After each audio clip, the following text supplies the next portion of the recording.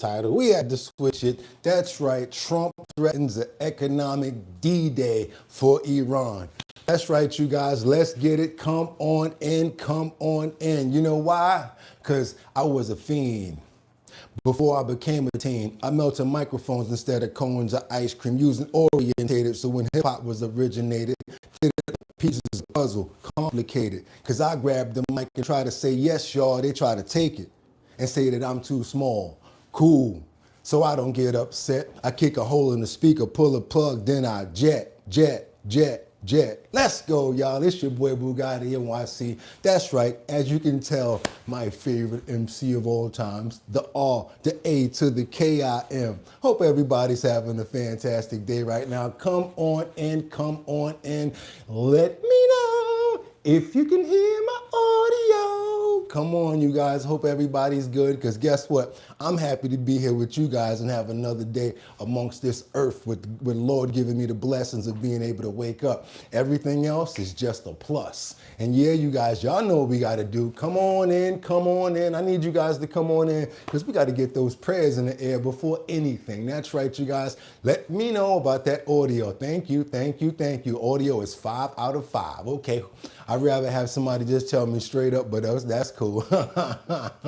Okay, I sound good. I guess Miss Swanza not here. What's up, Miss Swanza? How I'm sounding? Let me know. Let me know, Miss Swanza or Batty, if you in the building. Come on in, you guys. I'm hoping everybody had a fantastic evening. I slept like a baby myself, to be honest with you. That's right, you guys. It's time to get it on. Let me make sure that these visuals is all right over here too. It's time for the trending topics, current events, and the health and wellness section, y'all. So come on in. It's time, y'all. Come on. It's Thursday. One more day to the weekend. Not time to slack up yet. It's time to keep on going. Thank you so much, Liberty and Justice. I really appreciate the check-in and letting me know that we sounding good, because that's very important. It's not about what's going on. It's about the audio and the video and you guys being able to hear me as well. So yeah, just wanted to make sure that you guys are comfortable. Thank you, guys. My mic sounds nice. Check one. Let's keep on moving forward, you guys, because I want to get these prayers in the air to make sure that everybody's covered. So that's why I like when everybody comes in. Thank you so much, Winter Rising. Where my girl Batty Lynn at? Is she on another tour, on another vacation? I know she's really enjoying her summer. I'm going to tell you guys that. But you know what? That's what we all should do. We should all take hints and make sure that we enjoy our lives out here. You wonder why I'm out here smiling and happy all the time. Why? I'm not going to be walking around sulking like everybody else. I'm happy to be alive firsthand. So that's why I act the way that I act, baby. I'm thankful to the Lord for another day. All that other stuff, get my bags, meet me at the airport. I might be there. All right, y'all, let's do what we got to do. That was pretty enlightening right there. I want to pray for every single person here. I want to pray for love, of course. Let's get that right off top. Let's also pray for adornment when it comes down to adoring the fact that we're alive and that this life that we live is just so precious, because we didn't have to be here, and the gift is just so beautiful. Even though experiences that we go through may be rough, Lord, thank you so much for giving us all the opportunities to be here. Yes, we're going to play a lot of different news and things and many things that happen, but don't think that we don't understand and appreciate the miracles as well. Also want to pray for everyone's health. I want to pray for respect. Let's pray for understanding as well, you guys. And if you guys want to add something in there, go ahead and do that. I'm praying for Winter Rising and Miss Swanza right now. Also Mark Dorfman, and also Angels Among Us, Teddy Marcel. Can't forget about Yolanda, 55 Coffee House, and who else is in the building right now? I think I saw Teddy up in here too. Yeah, I already did that already. Mark Dorfman, can't forget about you. Winter Rising, can't forget about that as well. Can't forget about Liberty and Justice, Casey Ramos. I'm so sorry, you guys. Sam Champion, but we got to keep the time on the check. Sam Champion. Can't forget about Luigi, 55 Coffee House. Also, we got to think about, let's see, Collective, Winter Rising, Angels Among Us. Also, everybody that didn't get a chance to come in this morning, Purple Flowers, all of our brand new people, thank you guys for showing up. And guess what? Let's praise each other and thank the Lord for another day. Amen. That's how we going to do it. Oh, I'm so sorry. I'm sorry. Littlefoots, thank you so much for shining and coming on in. God bless you too as well. And many more people that we can't name. Amen. Let's keep on going, you guys. Let's go. I think it's time to go. Is it? Tell me. Is it time yet? Let me get a sip of this holy water before I do anything. Y'all can keep on coming in. Let's go. Let's go. Woo! It's time, y'all. I'm happy. I can't wait for the day. I can't wait. Because you know why? Because I'm ready to go. And they're ready to go. I said it's time to start the show. I hope you're ready, yo. Yo, yo, yo, yo, yo. Whoa. As we wind it up, boo, boo, boo, boo, boo, wind it up, boo, boo, boo, boo, boo, we wind it up, because it's 6 o'clock somewhere. I think it should be 6 o'clock here, so let's do it. Boo, boo, boo, boo, boo, boo, boo, boo, boo, boo, boo, boo. Come on, let's start the show. They're ready to go. Okay. Olay. Don't play. That's right, you guys. Let's go. It's time to open up those pores. Boom, bah, boom, boom, boom. It's time to open up those pores. Boom, bah, boom, boom, boom. It's time to open up those.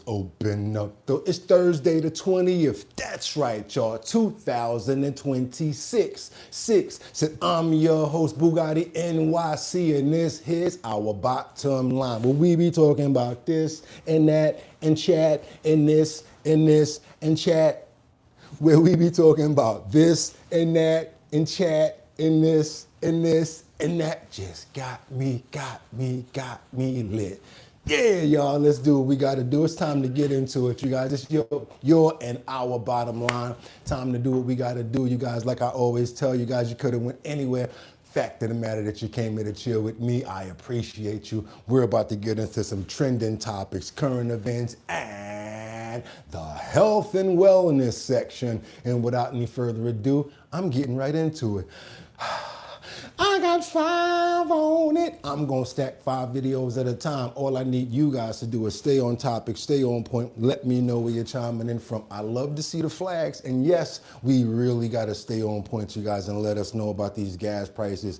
If you're driving, pulling up to the gas pump, you're going to have to let us know. What are you paying per gallon and what state you're in? This way we can get an objective, observative number of how much it's going to be, how much we're paying for gas out there, because those prices seem like they're going back up. Let's keep on moving forward, you guys. Also, I like to see those flags. Gives me a mental of where we need to go to find content, even though everywhere has content nowadays. Just to be honest with you, we got a lot to get into, you guys. Some of your favorite segments that we have, yes, trending topics, politics and things like that, current events, whatever it is in entertainment, and the health and wellness section. And since you guys loved it so much, I think we're gonna go extend it with an extra piece when it comes to the health and wellness section today, because we owe you one from yesterday. So you know what, without any further ado, let's do what we do around here at our bottom line. Let's get into it, you guys. Grab your water, your tea, and your 55 coffee house from Lisa,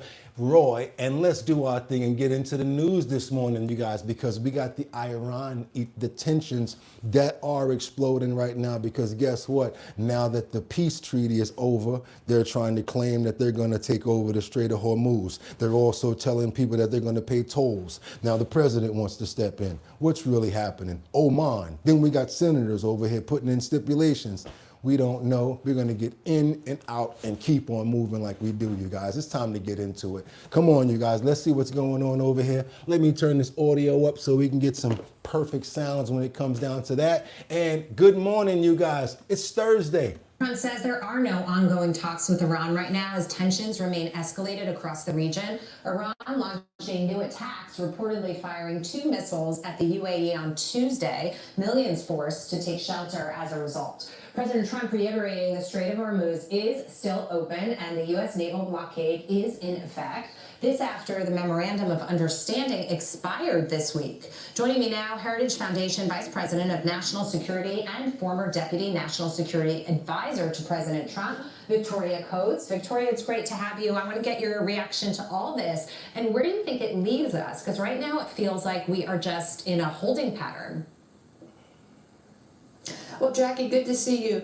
Now, I think what happened overnight with UAE is really quite significant. As you reported, the Iranians, very stupidly, in my opinion, launched two ballistic missiles at UAE, and UAE responded by cutting off Iran from any kind of economic commerce with the Emirates. And this is really significant because UAE. So now that happens to do when it comes down to hitting them in the pockets again, which is why we changed our title immediately. Because they're not even talking about striking back as far as like with arms. They're hurting them where it really hurts, where they need the money in the pockets.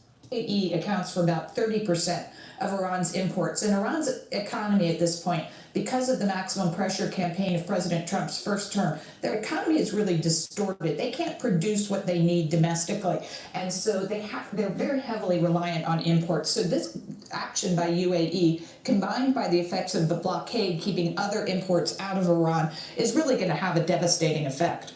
Yeah, but there's another problem that they're having because Russia is over there trying to help out. And I got to tell you guys, because yes, we do world news. And now that this is going on now that Trump is cutting the drills with South Korea, trying to stall things over there, probably to save money as well, because we got a lot going on. Iran and the talks are now still with the UAE, still that missile fire now. Where is all of this stuff coming from? How are they finding a lot of this intel and information? Well, yeah, Russia is actually supplying Iran now. Let's get into it, you guys. Let's go see what's going on with this. All right, welcome back, everybody. Developing this morning, the U.S. is cutting military drills with South Korea short. Those drills were supposed to run through next Thursday, but will instead wrap up this week. South Korea is one of America's closest allies in the region, but President Trump ordered cuts in joint exercises after Seoul didn't pitch in on the Iran war. The president also said the drills are hostile to North Korea, and the president is reportedly pushing his aides to set up a new meeting with Kim Jong-un as soon as this fall. This, by the way, would be their first meeting since 2019. And President Trump praised the North Korean dictator earlier this week. Jelena. I understand him. He understands me. You're doing war games. I get along with him. Also new this morning, the U.S. military is releasing this time-lapse video of the USS George Washington. It's moving through the Strait of Malacca. That's in the Southeast Asian country of Malaysia. The aircraft carrier is on its way to the Middle East to relieve the USS Abraham Lincoln, which has been stationed there to support operations against Iran since last fall. But there's no telling when that conflict is going to end. President Trump says no new peace talks are scheduled with Iran, and he's also contradicting Iran on traffic going through the Strait of Hormuz, saying it remains open and operating. News Nation Washington correspondent Corey Smith joins us from the White House this morning. Nope, already talked about that. We done with Iran. We don't do that segment too long anymore, you guys. I'm telling you the truth. I'm kind of getting bored with it. But we got to get on to other world news as well. So let's see. Let's be fair as well. Do we accept the version that's coming from the White House where it says that we're actually winning when it comes down to the Strait of Hormuz? That it's actually open, that things are actually going on? Because Pete Hegseth, they're saying, this again is coming from MSN, that Pete Hegseth tried to cover up a couple of things, like from the USS Lincoln. Let's see what's going on with this. I'm sorry, US Lincoln. Let's see what's going on, and let's be fair. There are a couple different ways you could look at the war right now. You could accept the White House's version. Donald Trump insists that Iran wants a deal and that the U.S. controls the Strait of Hormuz. His son-in-law, Jared Kushner, says that negotiations with Iran are robust, and Trump is outright dismissing concerns about conditions on the USS Lincoln as fake news. On the other hand, you could choose not to accept the White House's version, which they are offering no facts to back up their views. Reports overnight say a ship was hit on the Strait of Hormuz, damaging the engine room and causing a crew casualty. The Wall Street Journal says American officials are worried Oman could help broker a nuclear deal that is more favorable to Tehran. That is on top of its reporting that Iran is looking to now expand the war, as Trump says Tehran should put up the white flag of surrender. And the Pentagon is now admitting that a Navy destroyer was without power for 4 days last month, leaving the crew without drinkable water, meals, running toilets, or air conditioning during that period of time. I have not been able to substantiate that claim at all. Just so you guys know, that's a claim that's been made, but I personally, or here at Our Bottom Line, we have not been able to substantiate any of those claims. Let's keep on moving forward, because that's right, Byron Donaldson, that's right, he wins the Florida Republican gubernatorial primary, but will he win the overall election? What do you guys think? Is there a snowball's chance? Thumbs up, yes, that he has a chance of actually winning the gubernatorial and becoming a governor of Florida. Thumbs up if you think so. Thumbs down if you don't think it can happen. Let's get on over here, you guys, and let's see what's going on. Clinching the Republican nomination for governor. Let's listen in. We've been crisscrossing Florida. We've been knocking MOP. hundreds of thousands of doors, taking our message to all Floridians. And tonight, because of your sweat, Gillian. because of your hard work, we have won a massive victory. Okay, Guppy said I vote for him. Thank you, Unks, for the jewels. Now we've just come through a hard Go ahead and hype the video. primary. Go ahead and hype it up. I got a call from Paul Renner and James Fishback tonight. And they, hold on, I'm gonna tell you what in a moment. And they congratulated me and all of us on a hard-fought victory. And my conversation with both of them is very simple. Congratulations. Let's go beat David Jolly in November.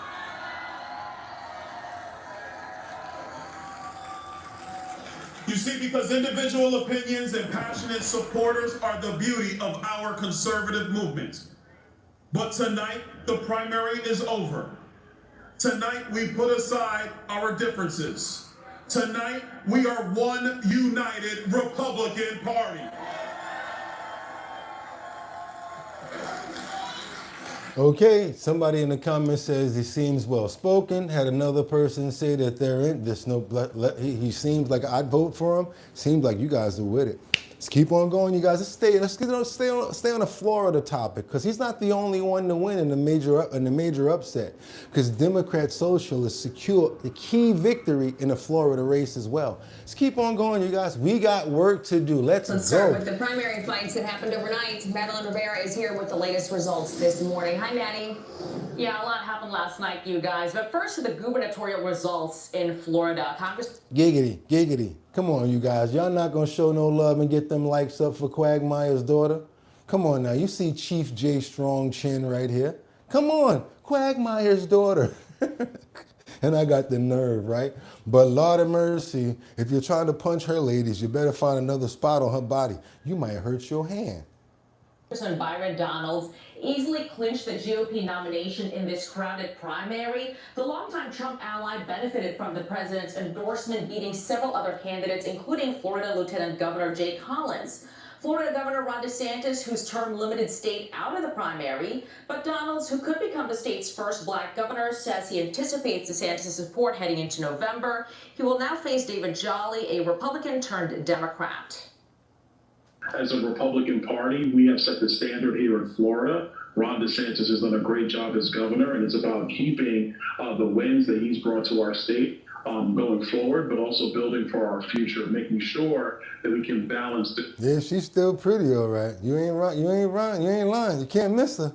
The growth with our agriculture. From any angle either. She's, you know what I'm saying, like the same resemblance. And look just like Quagmire. You know they say Quagmire got a lot of kids out here. Come on, Jelena, you know I'm just joking. Culture lands and our conservation areas, because Florida is the best state in America, and we're not going to stop anytime soon. Meantime, progressives in the Sunshine Scooter's still thinking about Fang Fang. State are celebrating Angie Nixon's victory in the Democratic Senate primary. This is a major upset, guys, with Nixon beating Alex Vindeman, who was a former top security national official. He was a witness in President Trump's first impeachment trial. He had been backed by other Democrats, including Senators Mark Kelly and Tammy Duckworth. But progressives did see a loss in the 25th congressional district, where DSA-backed candidate Oliver Larkin failed to prevail against the incumbent Jared Moss. Moskowitz saying in a statement, Democratic voters sent a clear message. I faced a challenge from the DSA. They threw everything at me, and I didn't change who I am or what I believe. And the voters overwhelmingly chose the independent-minded approach I've brought to Congress. Let's keep on going, you guys. I'm trying to let you know who won, what's going on in politics, what's happening out there, trending topics, current events, and yes, one of our favorite segments. We can't do the whole show there on the Health and Wellness Show. That's why I extended it, because I know you guys love it. Let's keep on going, because now we got to get into some of that.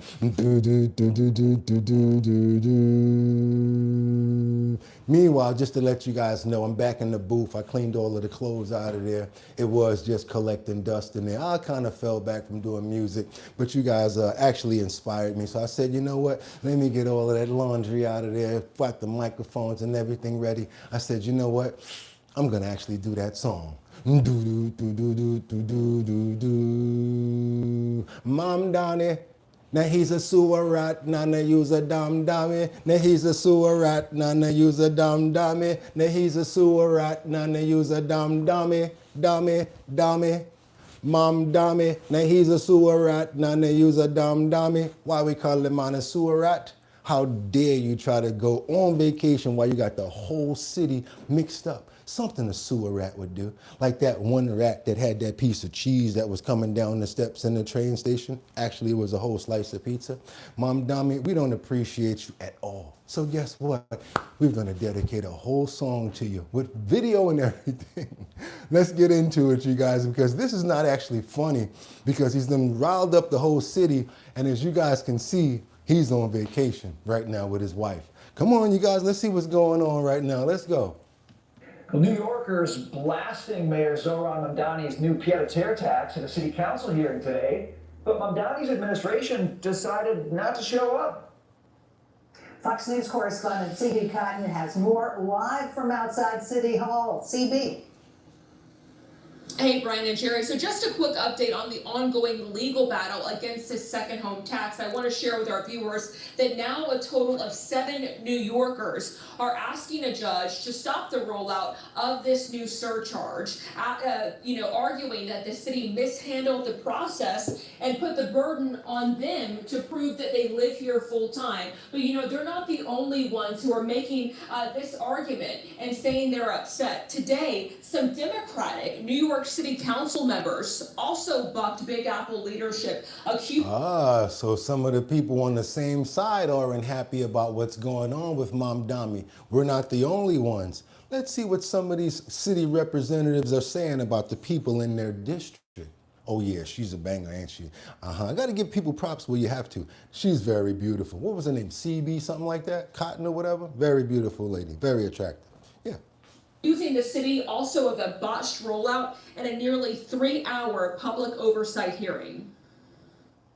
Every New Yorker should be appalled by this underlying principle.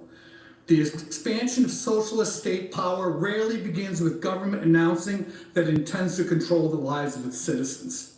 It happens incrementally.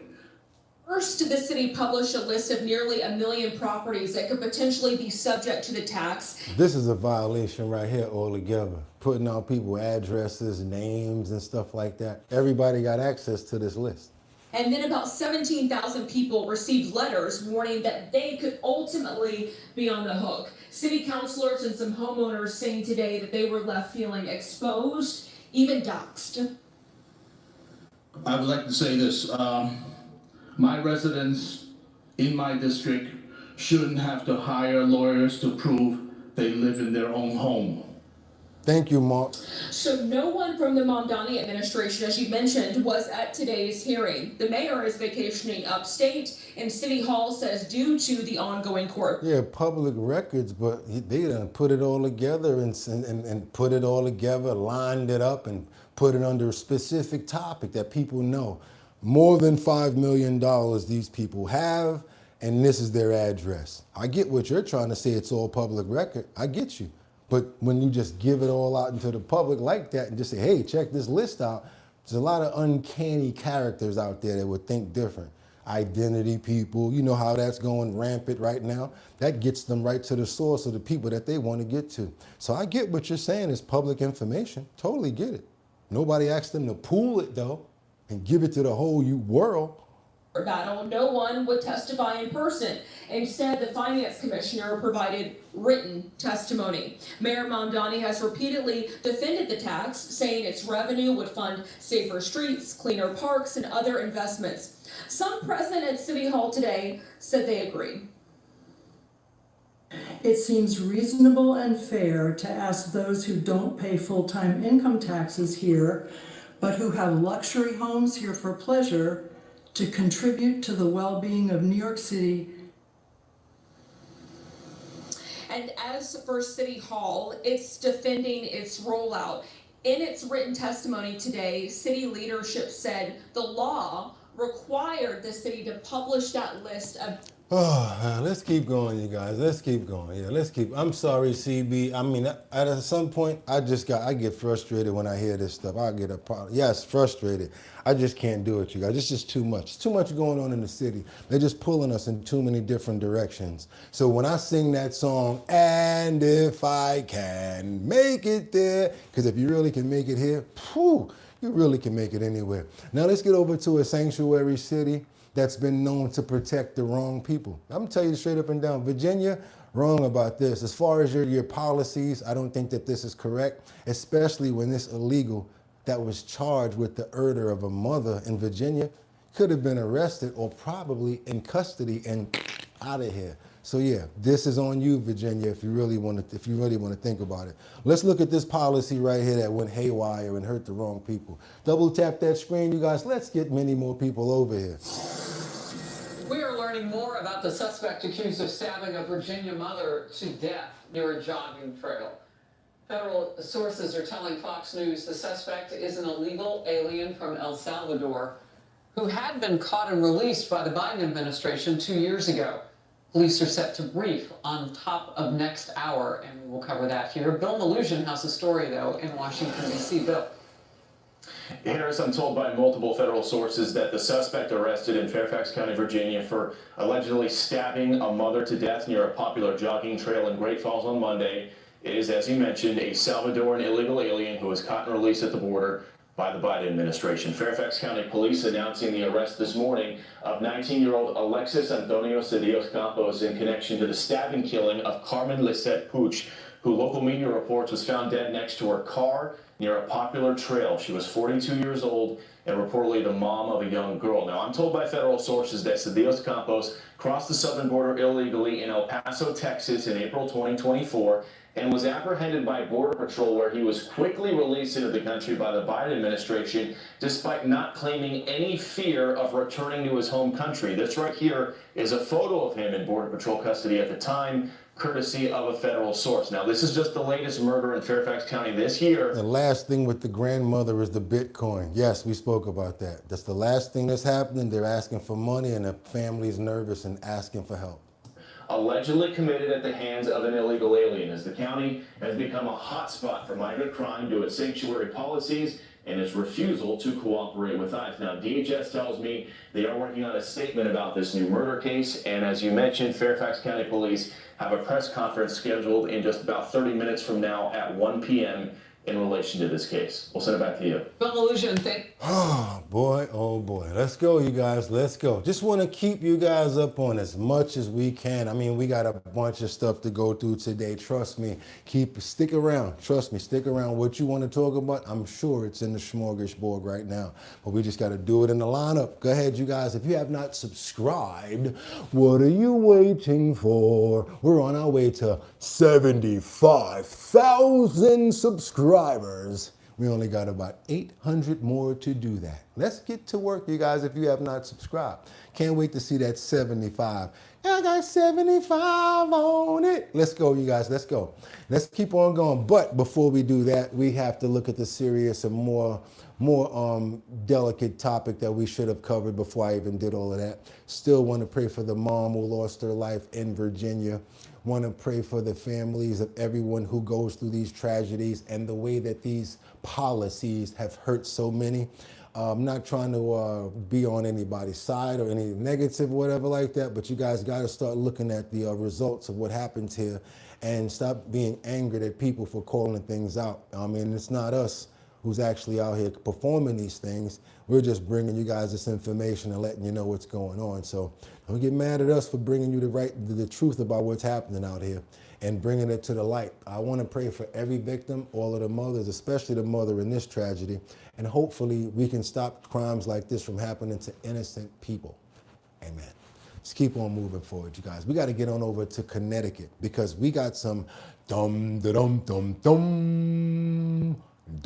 people in here. I don't want to say it that way, but I don't know if I should say that or should I say it the way that I've been saying it. Because I've actually been pushed through school at a certain point as well. Yep, yeah, I definitely was.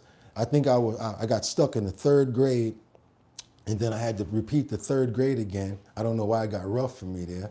Probably wasn't paying attention, making jokes and all of that crap like I normally do, still like I do now.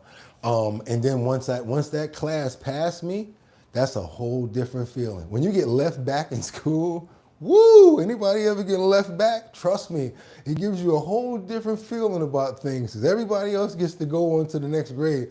Meanwhile, you still like this. That's when you start thinking, you know what? I got to get my stuff together. So yeah, that's what happened to me in the 3rd. I did so good in the 3rd grade that when I got to the 4th, they had to skip me to the 6th. That's right. That's right. I was kicking butt in there, doing my homework, making sure I had to do what I was doing, what I had to do. And then I told you guys, by the time I got to Miss Keller, woo, that teacher wasn't no joke. She used to let the mic smoke. That lady was not playing. Try to be slick in her class, go in the back and pray and make jokes. Nah, come do that in the front. Because I know you ain't going to want to do that in the front. Matter of fact, I'm going to start asking you questions because you're the bright one. You have to know how to work with kids, and that's a talent. I'm telling you guys. I learned from being a bad kid that doing sports and learning acting and a lot of other stuff deterred me from continuously doing negative things because I actually had options. And guess who helped me with that? I'm really glad they made the Children's Aid Society after school program. Don't sleep. Let's get on over to Connecticut because this one here, she needs the Children's Aid Society and much more. I'm really talking about the way that these schools kind of push people through, especially when there's certain kinds of people. Yeah, just want to say that when there's certain kinds of people. Yeah, let's go, you guys. Let's get on over to Connecticut, where a woman sues the school system and she says she cannot read or write. After graduating, she's now in college and she's 19 years old. She can't even identify certain words. Let's keep on going, you guys. By the way, sounds like it was a car accident outside, but I'm not going to move the camera. We got to keep the show going. That's how straight up I am. Sirens and everything. I already knew it was I already knew it was going down, but we're going to keep the show on the road. This girl right here is 19 years old. Let's go. Tease is 19 years old, and she can't read or write. You know what this word is? No. She graduated from Hartford Public High School and was accepted to UConn, but she says the system failed her. The school system that I grew up in really took my childhood and my teenager years. When Alicia moved to Connecticut from Puerto Rico for 1st grade, she says she was already diagnosed with ADHD and had learning difficulty. She was put in a special education program, but now alleges in a new lawsuit that Hartford Public Schools didn't give her the resources she needed. And I was ignored. You know, I'm a human being. According to the suit, in 6th grade, evaluations showed her reading at a, quote, kindergarten or 1st grade level. And in high school, more testing revealed, quote, major deficiencies. Alicia says she pushed for more tests and support as she had through the years, and now specifically for dyslexia, but claims not enough was done. Before graduation, she tested again with, quote, severe and very low scores, according to the suit. I was floored. I don't really ever see scores that low. She's made no growth, basically since preschool. So the testing's been very consistent. She is profoundly dyslexic. So do you guys believe her or not? Because a lot of people here on the comments are saying that she's lying. People are saying dyslexic, liar, liar, pants on fire, Littlefoots.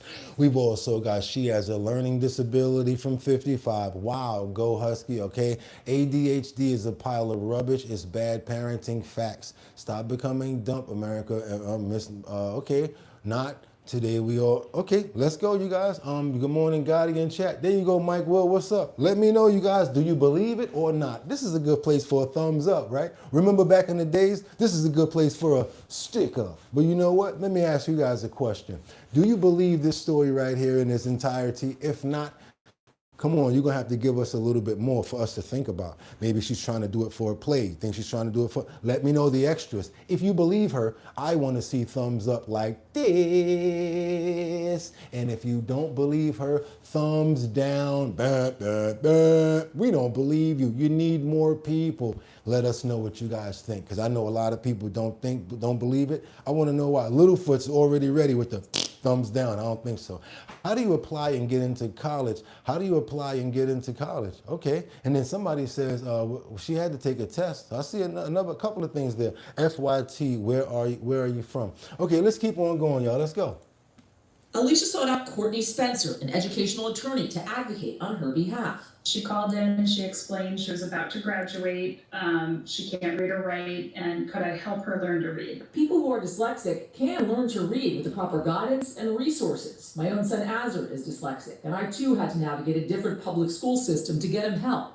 But it can take time, money, constant pushing of administrators, even a private neurological assessment, and dedicated teachers. He can read at his grade level now. But Alicia says she fell through the cracks. Her mother does not speak English. And Alicia tells us she visited the school repeatedly, urging staff to address her daughter's needs, to no avail. We were unable to speak directly with Alicia's mom. So are Alicia's struggles a singular case or part of a broader problem?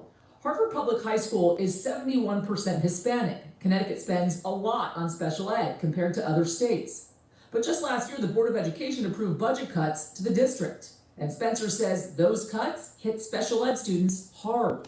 I have to say that I think I was probably that too. Attention deficit disorder, I think I had that too. But if you have a teacher that's going to work with you, if you really have a teacher that's going to work with you, or people that's going to be there to help you out, it's a better way of being.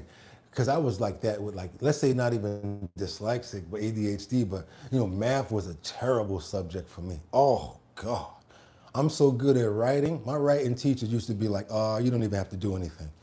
I used to be like, well, she'd be like, nah, you're creative, whatever you want to do, just doodle. You don't have to do nothing. Just learn sentence structures and how to put together paragraphs, and make sure that you're doing your comprehension correctly, and you're good. My reading, social studies, all of that other stuff, when it came down to that, history, fantastic. Science, woo, I was the man. But math, I'd be in there like this. Abba Duba, Baba Biba. Yeah, but then I had a good math teacher that said, oh, let's break down and see what your problem is. Gave me a little test. Boy, you don't even know your multiplication tables. Learn your multiplication tables. And I didn't even really believe it, and it's like one thing that you don't want to learn. You guys know I'm telling the truth. You guys know I'm telling the truth. Because those multiplication tables are the one that basically get you through the other stuff, through the decimals and everything else. You got to know those tables, you guys. You got to know them. 1 + 1, 7 + 2. I'm sorry, 3 × 9. 8 × 4, you got to know them. You got to know them. You got to know those multiplication tables, you guys. That's what really going to get you there. And I had a really good teacher that sat there with me, and I was like, wow. And then when you start feeling that you can actually learn, and you're learning and getting better, it makes you feel better, and you want to keep on going, especially if the teacher's good. That's another thing. So a lot of times the teachers and getting some help at home. My moms and them didn't even know their stuff. So, just be honest with you. A lot of our parents, they love you, but mess up all your homework by the time they help you. Let's keep on going, you guys. Let's keep on going. Let's be honest. Let's go, you guys. And a lot of people hate fractions too. Let's keep going, you guys, because I want to get into this story right here that we have coming up next. Some of your favorite people. And she's back, you guys. I hope you guys are happy. I wanted to surprise you, but you know what? She's back. So how many people are happy about this? ABC sues to Trump and to free speech for legal support. And guess who they start off with instead of Jimmy Kimmel? They got one of your favorite people, you guys, all the way from the bars of Ireland. That's right, you guys. She's back, you guys. We got Rosie. Home again, but here I am. And if you thought the president president hated Jimmy Kimmel Live when it was hosted by Jimmy Kimmel? Buckle up, people, buckle up! Rosie O'Donnell making a rare return to television, where she exercised her First Amendment rights that we have in this country. She is a longtime Trump foe. The president has threatened and attacked her in all sorts of ways, and yet here she is. It is obviously quite symbolic. Notice how I never really played none of his stuff before, right? So just to let you know, while we're in the mix, this your boy that tried to jack me for the, y'all could have went anywhere, but the fact of the matter that you came here to chill with me, I appreciate you. I guess he never thought I was gonna blow.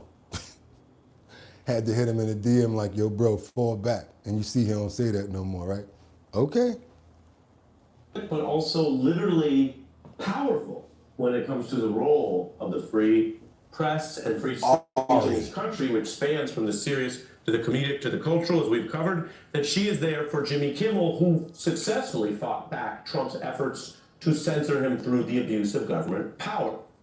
Now, Rosie made her own choice to actually move to Ireland days before Trump's second inauguration. I've been living in Ireland for the past 2 years because of Mango Mussolini. I read that Project 2025 and said, gotta get myself out of here, you know? And I decided to go to Ireland, a place where people are driven to drink regardless of who's running their country. Yeah, you guys, you see how we fair? We play the game fair around these parts. We play fair. And you guys see, I know y'all like Bugatti. Come on, man, just put the camera out the window. We hear all them sirens and everything going on. There's a lot more going on out there right now than what's going on this TV. I'm telling you guys, I heard it.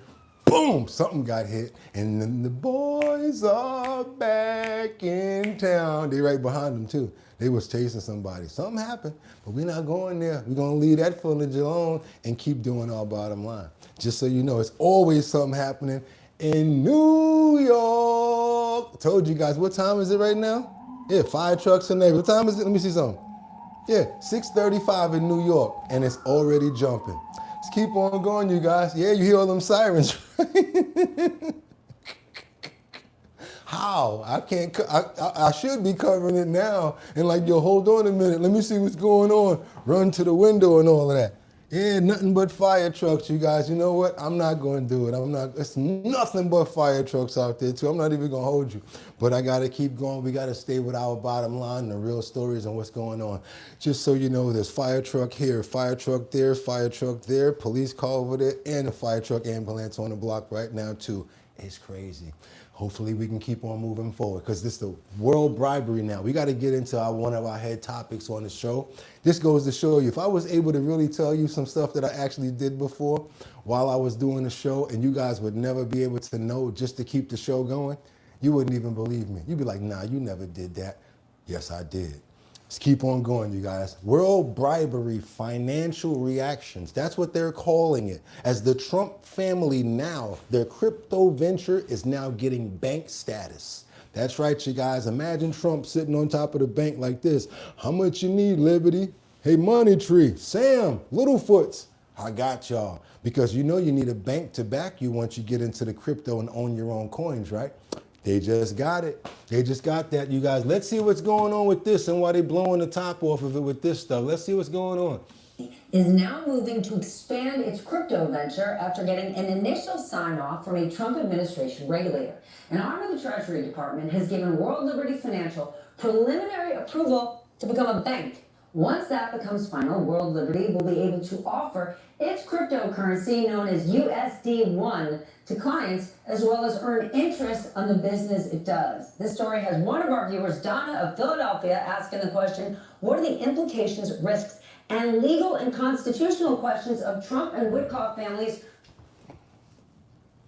chartering their own bank? Donna, you're nailing it, sister. I want to know the same thing. Joining me, veteran Washington correspondent John Harwood. He's a distinguished fellow at Duke University and a columnist for Zateo on Substack. And Rick Newman is here, author of The Pinpoint Press on Substack and former senior columnist at Yahoo Finance. I mean, what do you think? This is crazy. World Bribery Financial, let's call it that. I mean, this is just the next step in Trump's self-enrichment scheme.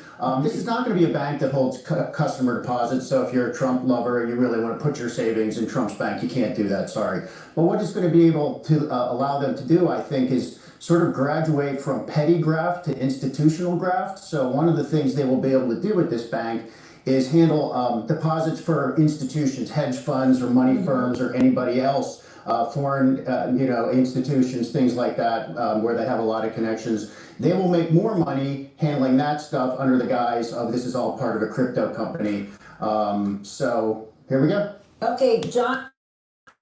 Oh, you guys, it just seems like, he definitely gets into stuff that a lot of ex-presidents didn't get into until after or whatever, or we didn't find out about it. And I got to be honest with you guys, another reason why I don't go gung-ho all the way party, because they always do something that can't always 100% appreciate, you guys. I got to be honest with you. And the first thing that actually really deterred me was one time when when he had a first term, when he was trying to move something from Camp David to put at the golf location because it was going to be monetarily beneficial. But I got to be honest with you guys, I think the second term is better with him because he kind of got the gist of it. But even that, I just can't be 100% gung-ho with every single move that the man's making. To tell you the truth, guess what? My mother wasn't 100% correct, even though we thought she was. Even though we thought Dad was 100% and wanted to look up to him. He wasn't 100% correct.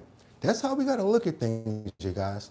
And we got to look at stuff the right way and not just try to, be a part of a party just because, We got to just really get in our mindset, because we can really overthrow this crazy crap that's going on. How we do it? By just ignoring the nonsense and not even being a part of it and making our own. They're going to have to pay attention to you after a while. Like, hey, they're not even coming over here to sign up for what we got going on. What do you guys think we should do? Maybe you should listen to the people. Maybe you should listen to the people, because that is the gap. That's what we're losing. There's a real big gap between the people and the politics. Nowadays, if you got more money, more campaigning, more money for advertising, more money to get your name out there, you're going to be the candidate 9 times out of 10.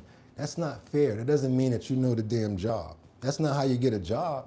You don't go out there and send company promo about, hey, this guy's looking for a job. Hey, they don't do that. It's just the best person for the job, right? Let's keep on moving forward. Don't want to get off course. Let's get on over to why your burgers and your steaks and all of the meat is sky high right now. And I never knew any of this. A lot of this back information is stuff that we need to know, because why? It's cattle, it's protein, it's food. Sad part about it is these are the lowest numbers of cattle that we've had since the early 1950s. And is it because of data centers? The boom? I don't know. But I'll tell you one thing, a lot of our farmers are feeling it, especially the cattle farmers who had a lot of their cattle as well as not buy next year, because there's not even a grazing place for the cattle to graze after all of the flooding in their regions. In the government areas, they say the Biden administration would not allow them to graze there. Let's see what's going on, because like they say here, Tyson is cutting a lot of jobs. We just found out that Kellogg's in a certain state is cutting a bunch of jobs as well. So yeah, you guys, it's starting to affect us. Let's go. Let's get on over here. Herd is now costing hardworking Americans their jobs. Tyson's Foods laying off 3,200 employees and ending operations at its plants in Joslin, Illinois and Eagle Mountain, Utah. The company had already laid off around 5,000 employees earlier this year after closing plants in Georgia and Nebraska, while also shrinking operations in Texas. The layoffs follow similar closures by JBS Foods. Now, the company blaming the layoffs on a cattle herd, which is now at a 75-year low. Back with us once again, Sid Miller. He, of course, is the Ag Commissioner in the great state of Texas, with us this. This is the problem, Winter. Winter hit it on the head, but watch this. We're going to flip this now. Winter says we should be encouraging our ranchers and not buying beef from Brazil. Totally correct. But the problem is what he's going to tell you right now, Winter. Even if we had the cattle, watch what happened. Watch. Check this out. This evening. Sid, nice to see you. We've seen This chart just continue to go, hello sir, down and to the right. U.S. cattle inventory, lowest it's been since 1951, and we see the layoffs. How big of a problem is this? Well, this is our 10th and 11th packing facility to close, so it's pretty serious. Like you just showed, we have the lowest numbers of cattle basically since we've been recording numbers. 3 main reasons. Number one is a prolonged drought. It's forced to sell off. We don't have enough grazing, a place to go with cattle. We just didn't have enough to feed them. Didn't make any hay. Number two, the Biden administration closed grazing on 25 million acres of federal land, kicked us off. We didn't have a place to go with those cattle, so they had to go to slaughter. So that compounded the problem.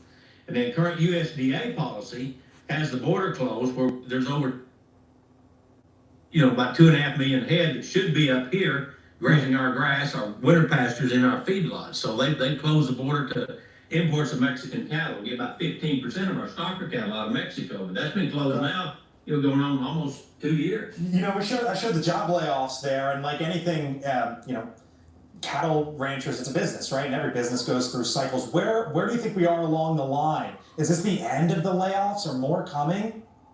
Well, the good news is we've started just a small indication, not big, a small indication. We've started rebuilding the cattle herd, but we need to accelerate that. We don't need to bring beef in from Argentina or other foreign land. We already have an agriculture trade deficit, so that's the reason why they're doing it, because believe it or not, to ship it in, they get more money for the taxes and everything like that. And they pay the farmers over here in other means to not even have farms and stuff like that. And that's why all of the peppers, all of the stuff that I've been trying to eat tastes like crap and garbage. What's going on with the bell peppers, you guys? What's going on with the yellow and the orange peppers? I'm trying to wipe this pepper off like crazy and can't get none of this wax off this thing. And don't just try to go for it or take a couple of slices and eat it, because Lord have mercy, you're going to taste it inside of the bite.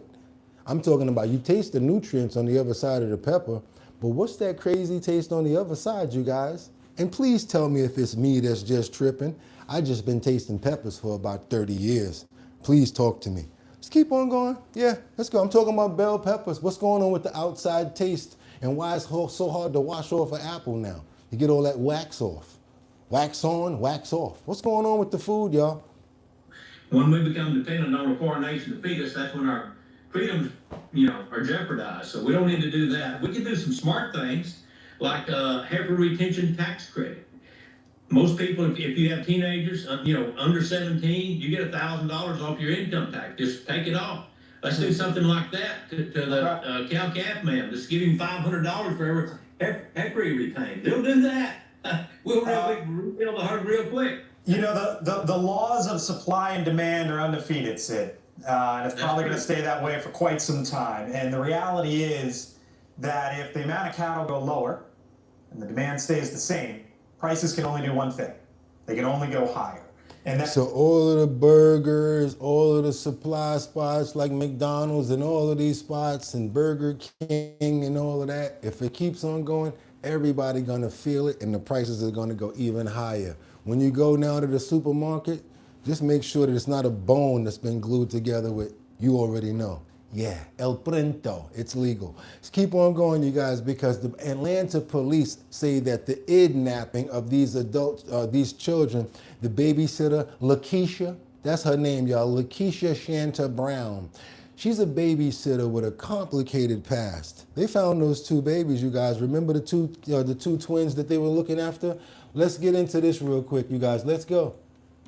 Developing now out of Atlanta, police say children kidnapped their babysitter are safe after an extensive search in Metro Atlanta. They're now questioning Lakeisha Shanta Brown, a babysitter with a complicated past. 11 Live's Grace King joining us live from Southwest Atlanta, where those children have been finding. Grace, you have spent the day looking through some court records. What are you learning about this babysitter? Well, 5 years ago, Lakeisha Brown was accused of kidnapping a 4-day-old baby in an attempt to pass him off as her own. And at the time, Jefferson County Police there in Alabama said this wasn't the first time she'd shown that kind of behavior. Now Atlanta police say that exact pattern is what they're seeing here. Tonight, Atlanta police say 2 children are safe after a kidnapping believe was a year in the making. It appears that the suspect gained the mother's trust over about a year's time. So the mother, thought that she was leaving their children in the care of somebody she could trust. Police say Lakeisha Shanta Brown agreed to babysit the children Saturday, but never brought them back. That's what led to the delay of the 911 call.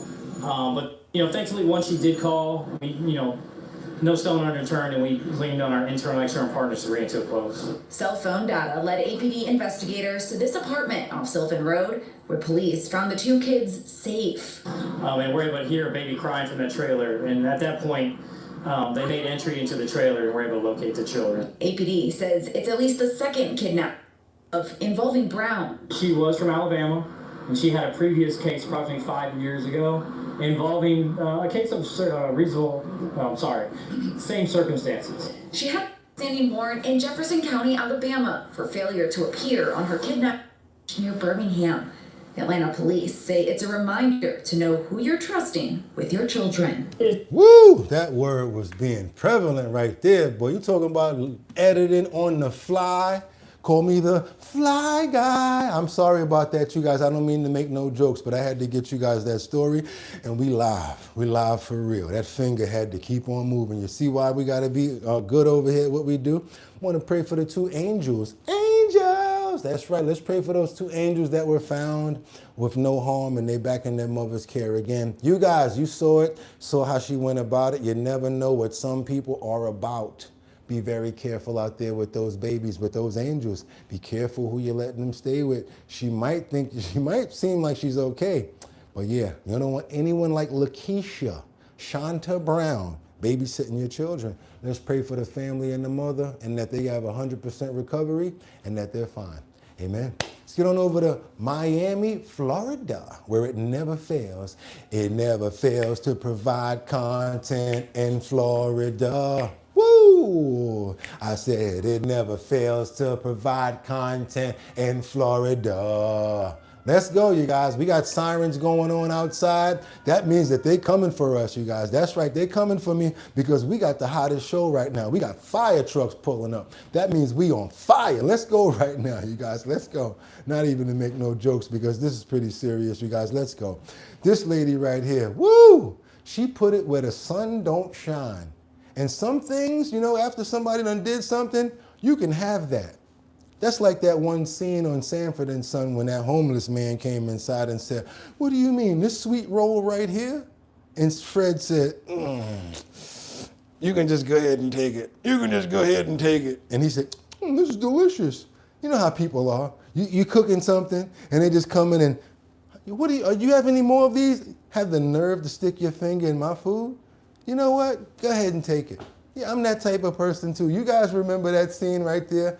And I'm old school. So yeah, I had to bring you guys in to let you understand what we're talking about here. Because some stuff you don't want back. Especially when you find out they put it inside of you feel me? Some of that stuff, if they put it where the sun don't shine, I don't care how much money it is. We might have to take that to the bank in a plastic bag that they hold in order to get those bills changed.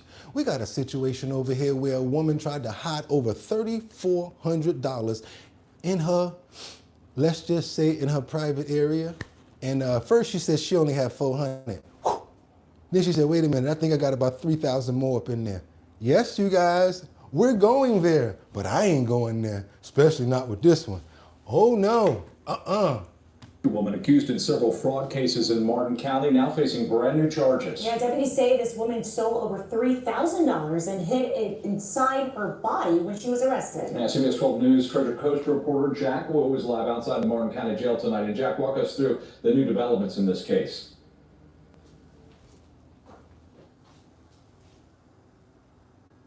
That's right, I'm outside the Martin County Jail where the sheriff tells me so many new details have developed in just the past 48 hours. He tells me that this suspect is connected to 2 fraud cases that happened just hours apart. He also described how the suspect tried to hide thousands of dollars even after she was arrested. A Miami woman almost made off with over $3,000 during a bank scheme. She probably would have been able to hold 60 as big as she is. Big back, big back, big back, big back. Yeah, her back is loaded up with cakes and delicious foods. Yeah, her back is big as hell. Her big back has no rules. Come on, you guys, let's go. The Martin County Sheriff's Office says the first victim got a call from a man claiming to be with Chase Bank, saying the victim's account had been hacked. Deputies say 31-year-old Monkwe Turnbull then showed up at the victim's home, claiming she also worked for the bank. Investigators say Turnbull cut up the victim's bank card, put it in an envelope, and left. Soon. That's the Sean Ye right there, y'all. We used to call that the Sean Ye back in the days. Yeah, let me go ahead and get that from you. You're gonna have to cut this thing up so that make sure that nobody does nothing with this. Let me just cut it up while I'm in front of you. Yeah. Go ahead and cut that up. Yeah. Go ahead and cut that thing up there, yeah. And what we're gonna do now is we're gonna put it in this envelope and we're gonna get rid of this thing. And we'll be able to get in contact with you in about a week to let you know how we're gonna handle this. Meanwhile, doom doom doom doom doom doom doom doom. They take that sucker back somewhere, get some crazy glue or some Gorilla Glue, stick that sucker back together and then run it through one of the machines and get all your information. Or probably don't even do that. Just start hitting the chip at different places. Bink, bink, bink, bink. And that's how they got these people. And yeah, as far as that money right there, I don't care. Imagine they tell, bend over. Oh, get that money off the floor. Be like this. Matter of fact, oh. Y'all can keep that $3,400. That ain't that much. How they say it, you guys? All money ain't good all the time. Let's go. Soon after, the victim noticed thousands of dollars missing from the account. So yeah, she did the same trick. Went over there, tried to act like she was being all serious. Ooh, let me cut this up for you.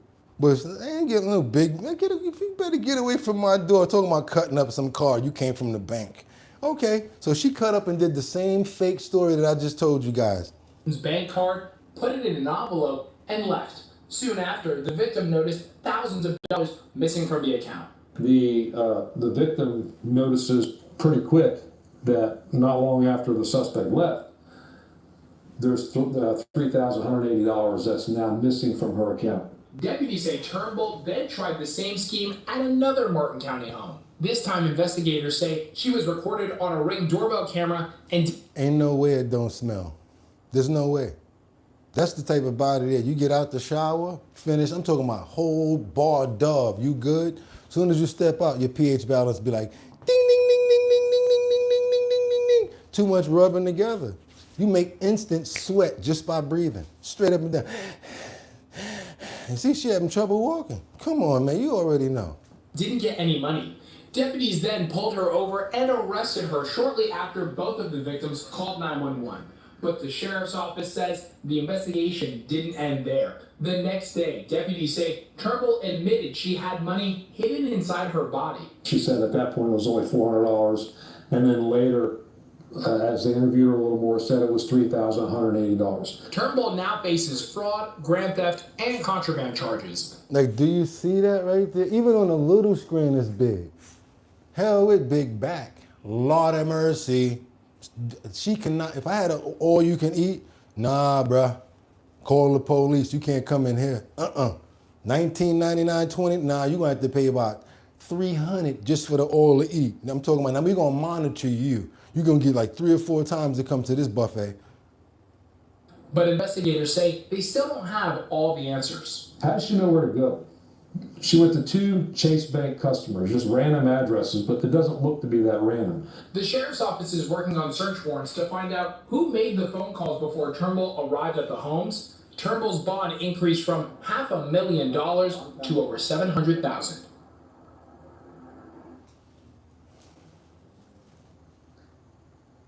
That's right, and the sheriff tells me he believes there are other victims, but they could be anywhere between here and Miami. So she been doing that for a while, getting over them. I don't know how people gonna let somebody like that roll up on them, trying to get their credit card from them.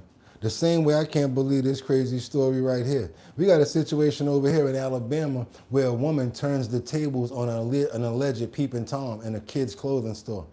Yes, you guys, this man is inside a kid's clothing store acting as if he's buying clothing for his child Meanwhile, he's taking pictures of somewhere I don't even want to say. Let's get into this story right here, you guys. Let's double tap that screen and get those likes up. And we're on our way to 75,000 subscribers here on the #1 show on YouTube in the morning, Our Bottom Line. Let's keep on moving forward, you guys. This is a real story. Had to let you guys see it because it's nuts. Shopping for clothes for her 2 young daughters, when she got the heebie-jeebies, she felt something brush against her leg and says it was a creepy guy trying to film up her skirt. But she tells Allison Hall she turned the tables and ended up catching him on video. Yes, you guys see we have it in there I think we have a Q&A going on. If we can reach that amount of super chats in a certain amount of time, I think I need to turn it on.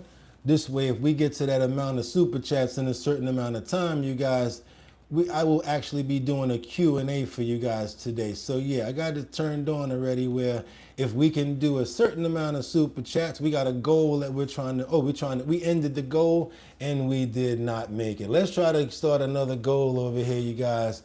Let's see if we can get this going and let's start another goal. See if we can actually get that going, you guys. Let's start another goal because if we can get that amount of super chats going, I will host an entire Q&A after the show where we just kicking and asking me questions and stuff like that too. I think it's about 10 super chats. Let's keep on moving forward, you guys. Let's go. It was violating, it was shocking. This brave mom of two never expected this to happen when she was shopping for clothes for her daughter. I had chills all over my body. She says she suspected something was wrong when a male customer stood close to her and she felt something touch the back of her leg. I never saw him directly behind me. I really just wanted to document and see if there was anything going on. And I'm talking about he's an expert at doing this. I'm talking about professional peeping Tom ladies. Please be careful out there. But what did Allison Hope do? She propped up her phone in her shopping cart and recorded video of the creepy customer browsing the aisle, then apparently snapping a picture of her skirt without even turning around. Then he seems to be snapping another and another, 7 times in total. Did you notice him getting closer to you again and figure out what he was doing? No, not at all. And every single time I turned around, he was browsing as well. Her video catches him red-handed. That's really when I decided I needed to call 911. I honestly had no idea that something like that could happen in broad daylight at a children's store, nonetheless. He left the store and Allison Hoke followed him, but soon lost sight of him. When cops got there, she led them on the chase and they found him allegedly hiding out in a restaurant bathroom. Cops charged 66-year-old James Curtis Kofi with voyeurism. Now this quick-thinking mom has advice for women everywhere. You need to be very, very aware of your surroundings and to trust your gut. If something feels wrong, it's okay to act on that. Good advice. The suspect is now out on bond. Craziness, you guys. Craziness. Yeah, be out there. Be careful, you guys. And yes, I guess y'all want to do to stick around later on. Okay, it's going to be for about a half hour, and we're going to definitely get it going because I think we're going to be able to make that goal. Y'all not playing. We're going to be kicking it for a little while after this, ain't we? That's crazy. And yes, I'm so glad that he was taken off the streets. I'm so glad that he's not going to be able to do that. And I hope that they keep him off for a long period of time. If you do follow things like this, as I do, you guys, you do know that this is kind of like the way that they start out. And once they feel comfortable getting away with things like this, sometimes they wind up doing even worse. So yes, I like the fact that he got caught now. Let's hope he get a pretty stiff penalty for what he's done. Amen. Let's keep on moving forward, you guys. Yes, that's right. She turned the tables on him, and I love the way that she got it on video. And they caught him, and he got locked up, and I hope they don't let him out. Watch your head. Yeah, and all of the, guess what, you guys? Y'all forgot about something. All of the evidence is on his phone. What y'all think about that? What y'all think about that? All the evidence is on his phone. Let's get on over. We got to do what we got another one to get into, you guys. I'm telling you, we're not playing over here with these breaking stories, trending topics, and current events, and the health and wellness section. And yeah, extended version today. Thank you so much, 55 ad reigns, all of you guys. You guys are the reason why I do this. I promise you, everybody, you're the reason I do this. We're going to get on over to the situation in New York. And if I can make it there, I'll make it bum bum. Anywhere, it's up to you. New York, New York. Because why? We got a 72-year-old man, God bless him. He was pushed on the train tracks by some thunderunt, had no idea what he pushed him for, no reason. Lord, we're going to pray for a 100% recovery for the 72-year-old gentleman, the matriarch, one of our OGs. We don't do that to a 72-year-old. 4 o'clock in the morning inside the train station where they're saying that it's safe. And we know it's not, especially since we've been doing this show. And thank you guys so much. I appreciate every single one of you. Just Joy. All of you guys get nothing but love. Amen. Let's keep on going, you guys. Let's go. Thank you for the super chats, and I appreciate you. But check this out. 72 years old. A 72-year-old man is pushed on the subway tracks at a busy subway station in Midtown in an unprovoked attack. Lisa Rosner spoke with him from his hospital bed.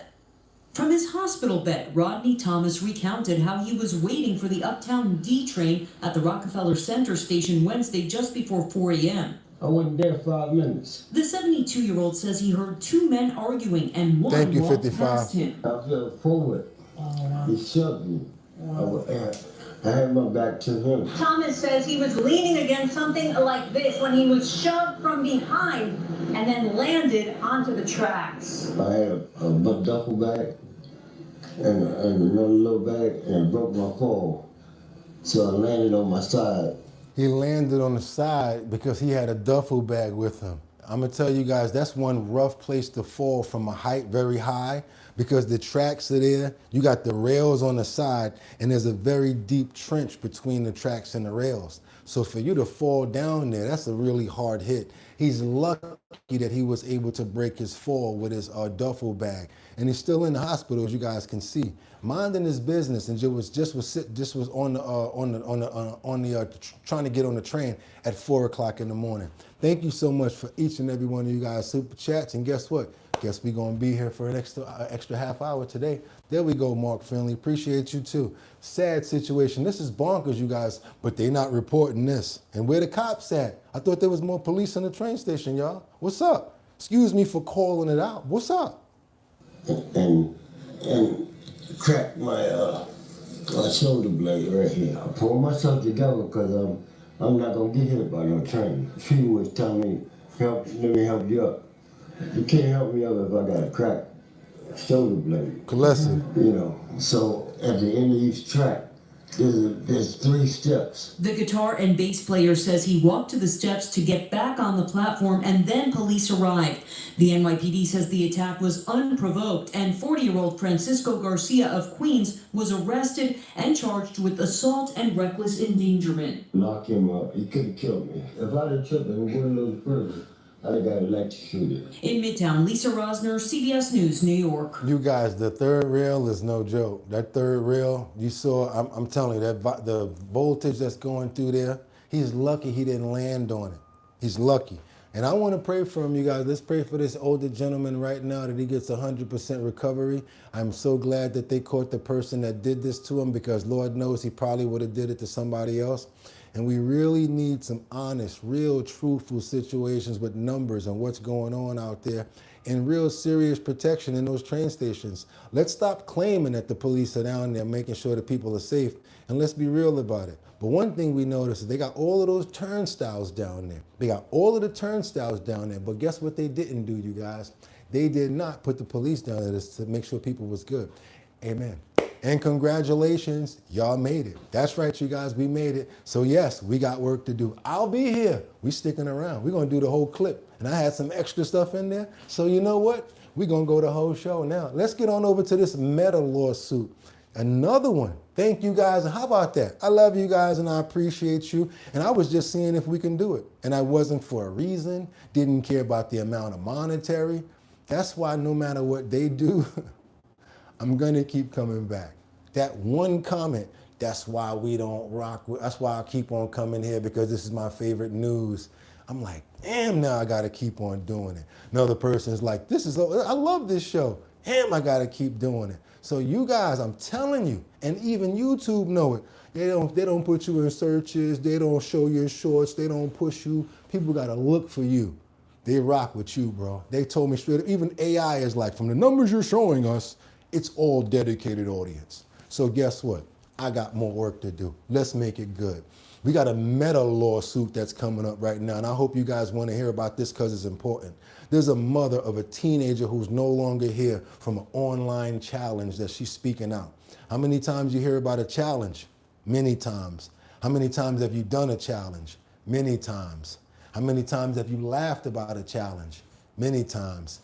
So it's not like we don't know what a challenge is, right? Let's get into it and see how it affects many different people on many different accords.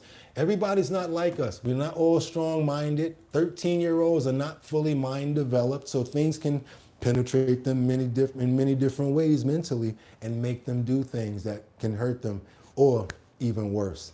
I want to pray for this one after it as well. Let's get into this where Meta / Facebook, this Facebook lawsuit, hopefully they're going to settle these things and see if we can get something going to prevent these things from happening to our teens and our children on their platforms. Our trial pitting Meta against 29 states over child addiction allegations has officially started.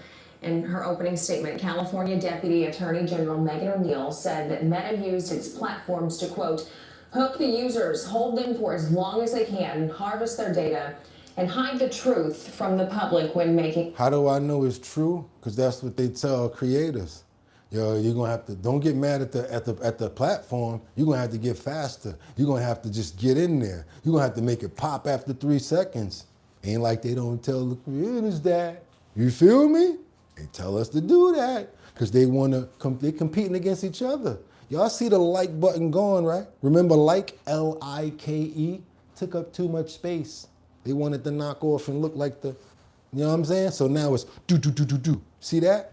Yeah, competition. Netflix, this is TV now, you guys. That's why we gotta go in the other direction so I can get some more footage and get some more coverage. Like today when you guys see the new Mob James coverage that we did on video, not in live. Let's go.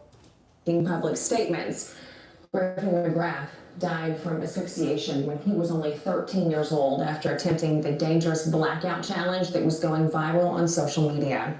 His mother, Annie McGrath, has since become an advocate for stronger protections for children on social media and joins me now. Annie, thank you so much for coming on to talk to us about this. First and foremost, my heart goes out for you and what you have gone through and what you continue to go through. As I said, Griffin, he was only 13 years old when this happened. During one of these viral challenges online. You know, we've seen the ice bucket challenge. We've seen the crate challenge and thought that that was funny. The crates, people trying to climb up on the crates. Different challenges that we've seen. Not only are you fighting for your son, but you're fighting for every single parent out there with a child who has access to the internet. So tell us what your purpose is.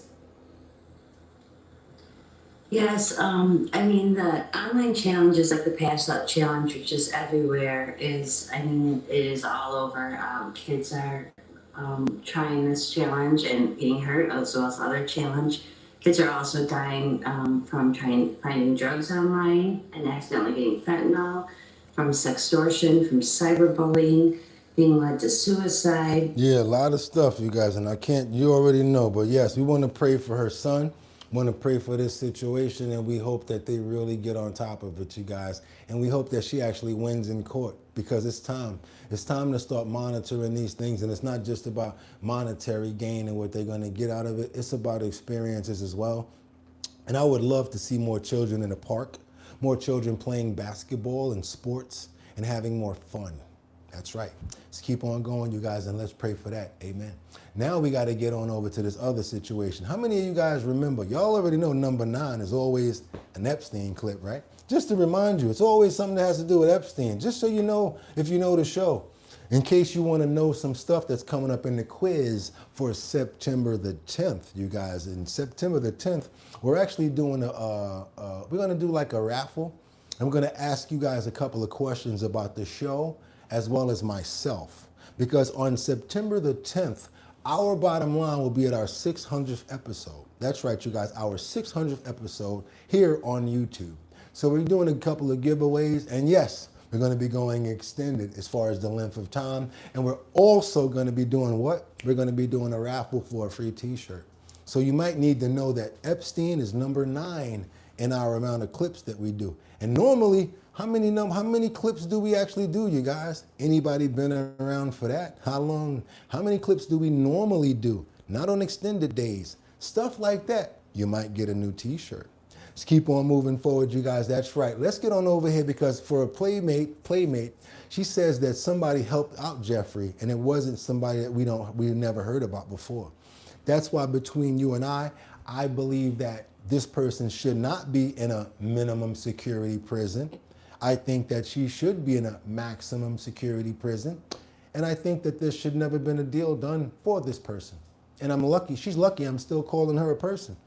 And guess what, you guys, last but not least, I'm gonna say this. Now I do believe, and I can really think it through and feel as if I can look at from the victims' perspectives when they talk about this person and being involved with her. That's right, you guys. I'm talking about none other than Ghislaine Maxwell. Thank you so much, Gillian. Because right now we got the Playboy Playmate who says Ghislaine Maxwell was the one that set everything up. So if she did that for this girl, how about the other women and the different people that she actually connected him with too? And bragged about Jeffrey. He's got friends at Victoria's Secret. He's got friends over here. And you're saying this to some young, vibrant little girl that's trying to get into acting and modeling. And she's really taking your word for it. Check this out, you guys. Let's go. Let's see what's going on with this right here. It's a small clip, but I did find it very informative. Why? Because this was an interview that was done yesterday about one of the Jeffrey Epstein's victims. And this is what was said. In 2004, former Playboy Playmate Audra Christensen says she was sexually assaulted by Jeffrey Epstein. I had gotten a few emails from Ghislaine Maxwell. It was like she was pretending to be like an agent or like a manager, that she could introduce me to all of these people. Maxwell called Christensen saying she had to meet with Epstein, who, according to Christensen, Maxwell said Epstein had connections with Victoria's Secret, producers, and directors. Christensen met Epstein at a hotel. We talked for like an hour and everything seemed to be going really smooth and really great. And I was excited about the possibilities of what he had to offer. And then that's when he excused himself to go to the bathroom and came back with a robe.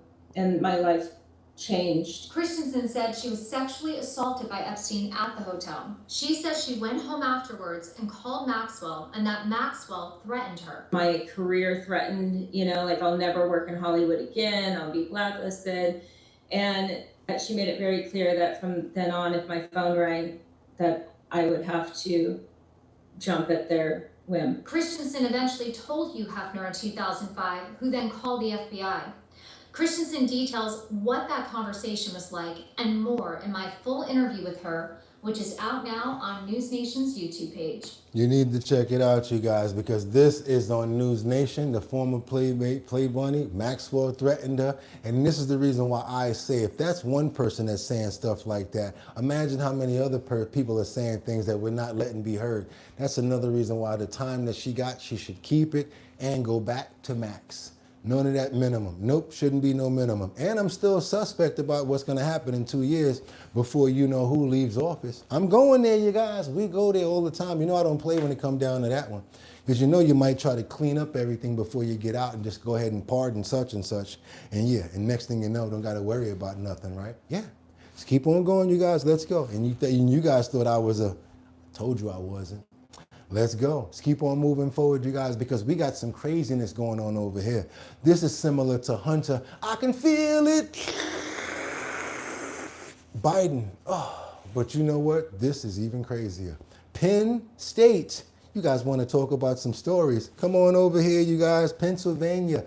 Penn State, they had it going on. It wasn't just like any old fraternity going on over here. They had that good stuff. It's so crazy, I gotta let them tell it. It got so sick that the son got caught selling the stuff, you know what I mean? And the father tried to cover it up, and he got Locked up too. That's right, you guys. We're talking about that stuff they got caught in the White House in that little baggie, but it was much more, and it's been going on for a long time. Alumni, different people at the college was doing this. Hey, you guys, let's get on over here to Pennsylvania and see what's going on with all of these guys. Let's go. Shots in the alleged cocaine trafficking ring at Penn State fraternities. Some of those involved here. Of the 14 charged, one of them, the man who you see in the middle, Paul Robinson, a dad, who is accused of trying to cover up the operation. There's information about a safe and money and drugs after he discovered that his son was in trouble. That comes from the State Attorney General Dave Sunday. Here he is on Fox earlier. The allegations are, we know that one of the fraternities in particular used pledges to help package the cocaine. That's disturbing. And you over there thinking you might get a little paddle, or you might have to stand up on one foot while reciting the fraternity handbook. Nah, bro, we're gonna need you to pack this stuff up over here. Repulsive in so many different ways. Correspondent Alexis McAdams is on this story for us. Hi, Alexis. Hi, Martha. Yeah, well, this was not your typical frat initiation out of Penn State, where these pledges were put to work preparing cocaine for a massive drug operation. So we're talking about more than a dozen people that have been now charged, including 13 current. There's on that booger sugar. Now, to be honest with you, look at the Pops now that we talked about it. Look like the Pops probably was getting on his own supply, on his son's supply, right? With that booger sugar. Current or former Penn State students. And as you said, one of them was a dad who police say was trying to interfere with the investigation. This is called the Sky High course in college. Yeah, special course in Penn State. What I can say is the allegations were that a parent helped sort of try to cover it up after the fact. Oh, really? When he discovered that his son was in trouble. And so obviously that's behavior that's completely unacceptable. So at the top of this drug operation were these two suspects, according to authorities. And it went on for nearly 2 years. It's Agostino Battiello of Long Island, New York, who surrendered earlier this morning, and then Thomas. That's why I said Angel. Angels among us says, look at the schnoz on him. Let me tell you something. If y'all was getting it in and he was getting down with you, y'all wouldn't want to pass him the straw. Y'all be like, man, he'd be like, I don't need it. Just hold it up. I can hit it from over here. Be done took your fake eyelashes off. Catch you from 3 feet away. Just hold it up. I can catch you from here with that schnoz, right, Angels? Robinson, who is from Pittsburgh, Pennsylvania. Law enforcement says Battiello, Martha, was known as the largest cocaine dealer for Penn State students until he was arrested. Investigators also say some of the frat members made drug runs to New York pretty often. They brought back as much as 1 kilo of cocaine at a time. What? That's more than 2 pounds of cocaine, costing $22,000. Okay, I think that's enough. I think that's about it right there, you guys. 22. Instead, they wasn't going to Cashville getting them for 18. Yo, buck saved 10. It wasn't Cashville 10 a key. They was coming to New York getting them for 22 a key and bringing them back and flipping them. They had the flip game down pack out at Penn State, you guys. And the Pops probably was the best customer. Like Kolesiv said, you see that extra schnoz he had on him? Man, he don't even need a dog. He could smell it from, wait, there it is right there. He got it on him. Yeah, you guys, it's not funny. I'm glad they caught it.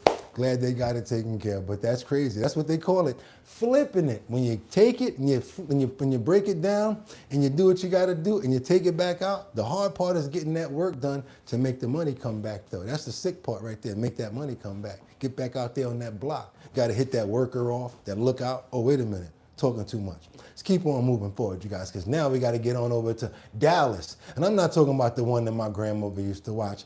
Dun, dun, dun, dun, dun, dun, dun, dun, dun, dun, JR, who pow pow JR. I used to be looking at her like, why do you even care? Can we watch Knight Rider? Why are we watching this? Dun-dun, dun-dun, dun-dun, dun-dun, dun-dun. Michael Knight. Yeah, that was my joint right there. Don't play with me, Michael Knight, Knight Rider. Stop playing with me. Dun, dun, dun, dun, dun, dun, dun, dun, dun, dun, dun. Don't play with me, y'all. Come on. Let's stay back on topic though. We got to get talking about these these flock cameras that's in Dallas. Flock cameras at the center of a growing privacy concerns in North Dallas. And why are these flock cameras pointing at children playing in a playground? They're gonna say that's for safety, but would you guys feel safe about this? I tell you one thing, one sheriff in his town, he's covering up the flock camera. He got so ill with it that he called up the flock camera company and said, "You need to come and get your garbage out of my county." The sheriff did that, you guys. Come on, check this out. Check this out. You guys will love this. You'll want to live in this county. Flock cameras, they are at the center of growing privacy concerns in North Texas. Typically, these cameras are used as automated license plate readers, but they can and do go beyond license plate readings and tracking cars, and North Texans are at odds over these cameras. Let's start in Hood County, where the constable there, John Shirley, posted pictures of himself covering flock cameras in his area. He wrote, quote, "They've been completely unplugged and covered," and told the company that owns the cameras, quote, "Come get your garbage out of my county." Then over in Anna, concern is growing after a video taken at Slater Creek Park went viral, showing a flock camera facing a splash pad where young children play. We reached out to the Anna City Council and they tell us, quote, "The Anna Police Department has cameras installed at Slater Creek Park to enhance public safety." So they're saying they put those flock cameras there by the park and the splash pad so they can be careful and watch the kids and make sure that they're safe. Do you agree with this? For criminal investigations, deter vandalism and other criminal activity. It goes on to say the cameras currently in place are standard video recording devices manufactured by Flock, and license plate readers and other Flock AI products are not used at this location.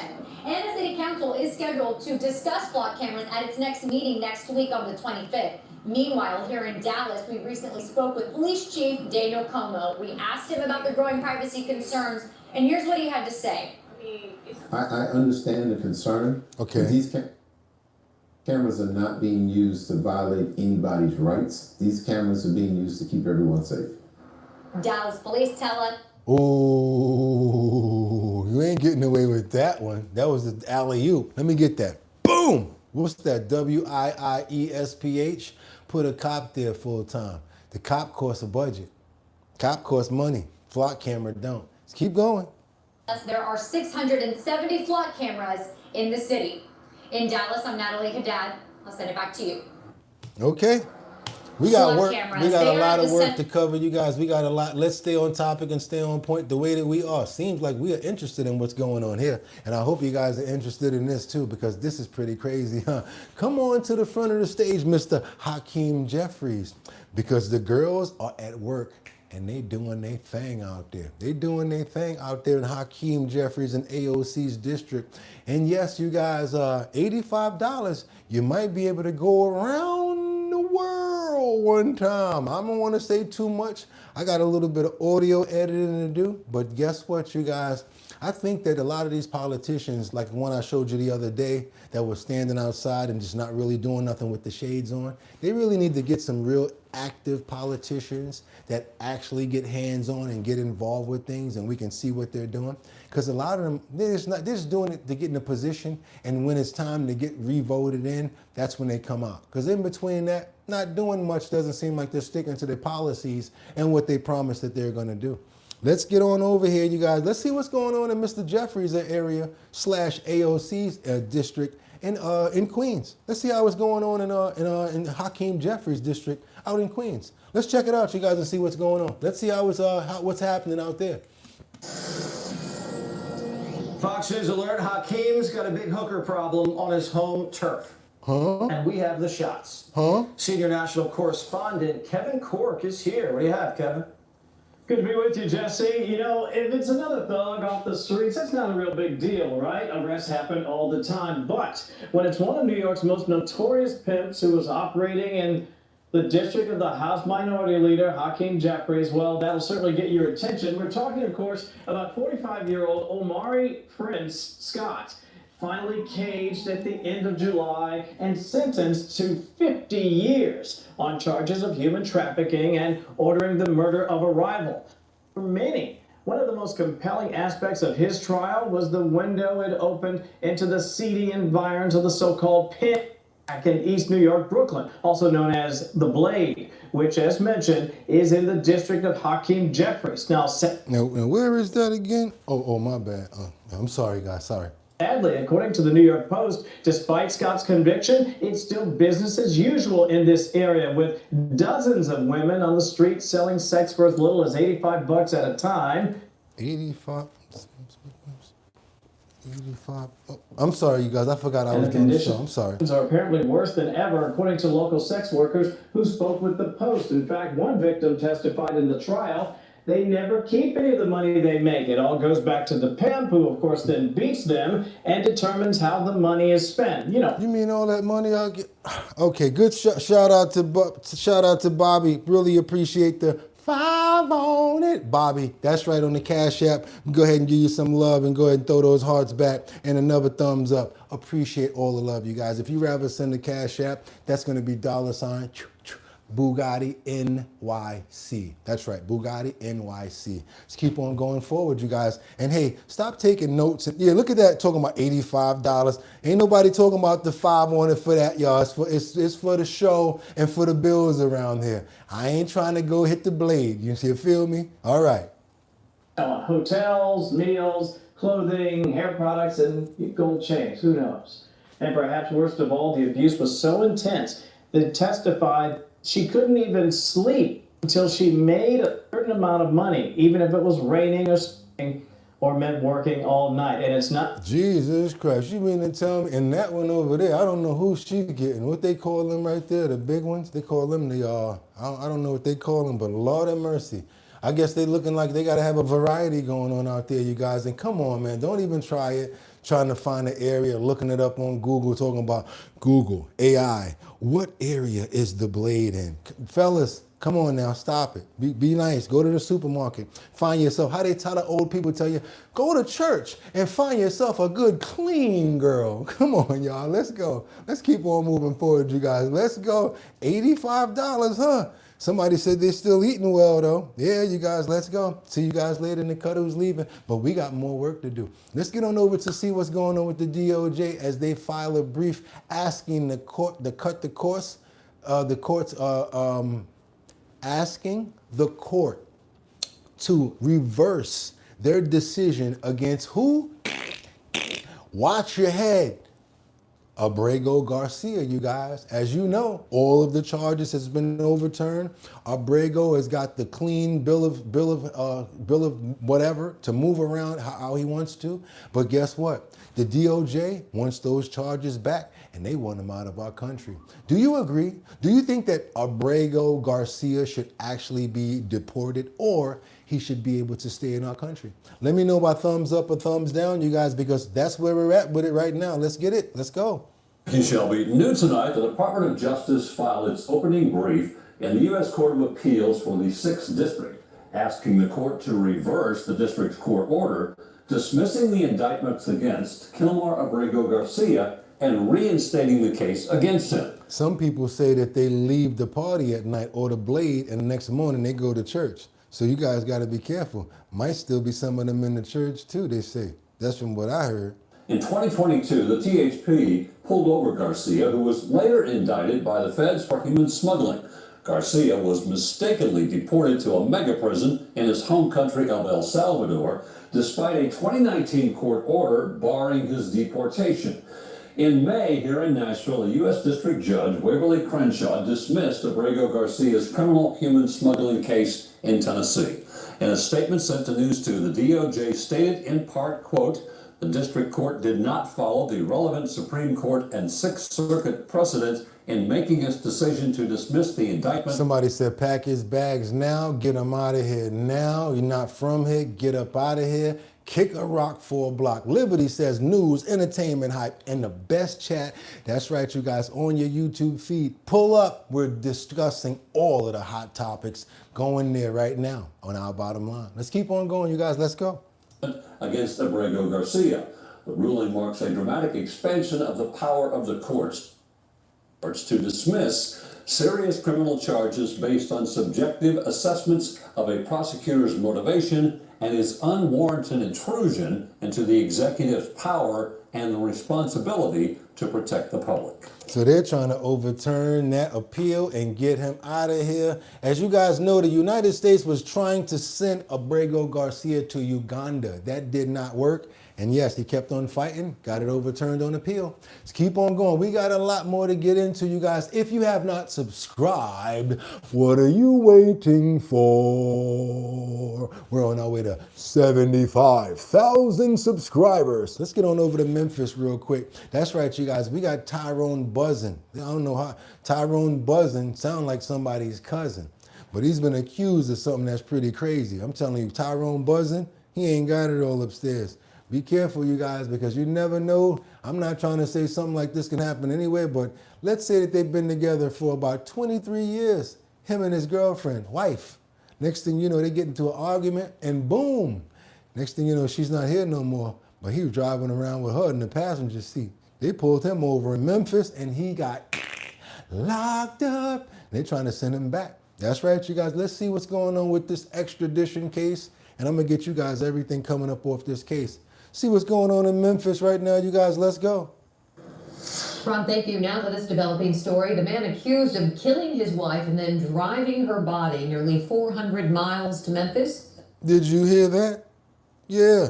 It ain't that serious, fellas or ladies. Don't be doing no craziness like this. Come on, y'all. Let's get them likes up. Let's get them subscriptions up. Let's go. Let's get it. Appeared in court today. Tyrone Brazil, that is wanted in Baton Rouge. It was a traffic stop in Memphis that landed him behind bars. Action News 5's Damani Williams joining us live now. And Damani, is Brazil being extradited? Yeah, today during Tyrone Brazil's first court appearance, he chose to be sent back to Louisiana. Now, Brazil is charged with second-degree murder in the death of Lanessa Bradford. Court records show the pair married in 2003. Now, according to Memphis police, a traffic stop turned into a death investigation. MPD noted the woman was not killed here and referred us to Baton Rouge police. Now, according to Bill... Yes, a traffic stop. They pulled him over. She was in the passenger seat. Yeah.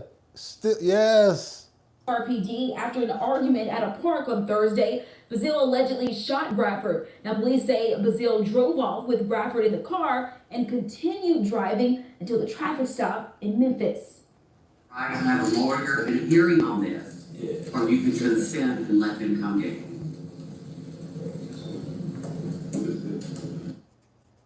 Now, Brazil signed his extradition papers and is now waiting for BRPD to pick him up. Now, Bradford worked at an elementary school in Louisiana. Now, the school district shared a statement saying she will be missed and her dedication to students and staff was unmatched. Yeah, you guys, let's go ahead and pray for his wife. She was dedicated school teacher, school assistant, worked in the school with all the kids. They loved her. Another loss, because sometimes you really know it. It's really hard to find good people, especially the ones that take care of our children. No argument or nothing that somebody does, fellas or women, could make it necessary or even condone what he did. Let's never do things like that, and we don't believe in things like that. We pray for the soul of the wife as well as her child that she lost as well. That's no longer going to have a mother. Amen. Let's keep on going, you guys. These are sad stories right here. Be careful out there. It's life learning things as well. You never think that somebody that's been with you that long is going to turn out to be that way. And then sometimes we're in these long relationships where we know it's bad and just still stay in them and still deal with what we deal with. It happens on both sides too. Sad, sad situation.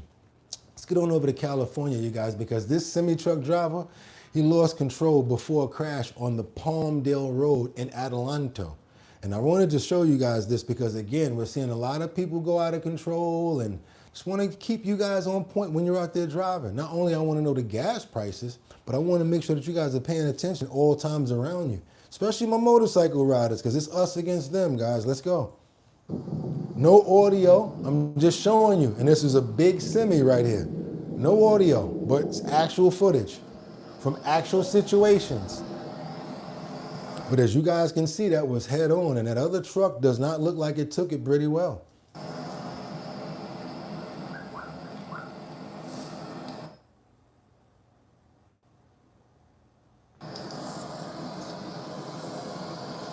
That's the front of the other truck, guys.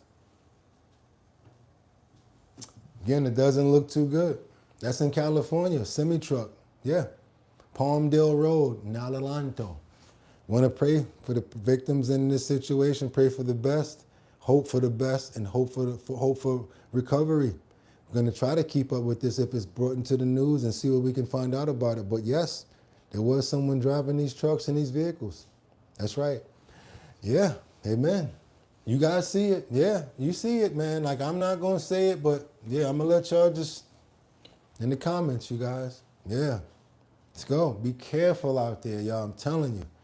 Pay attention all around you. Motorcycles, do not ride next to them trucks either. Kick up all types of stuff. I done had all types. I tried to go around something, nail getting the tire. Now you got a flat, and you all the way out 50, 20 miles away from where you got to live at. Ride safe, ride long, and ride right. Drive right too.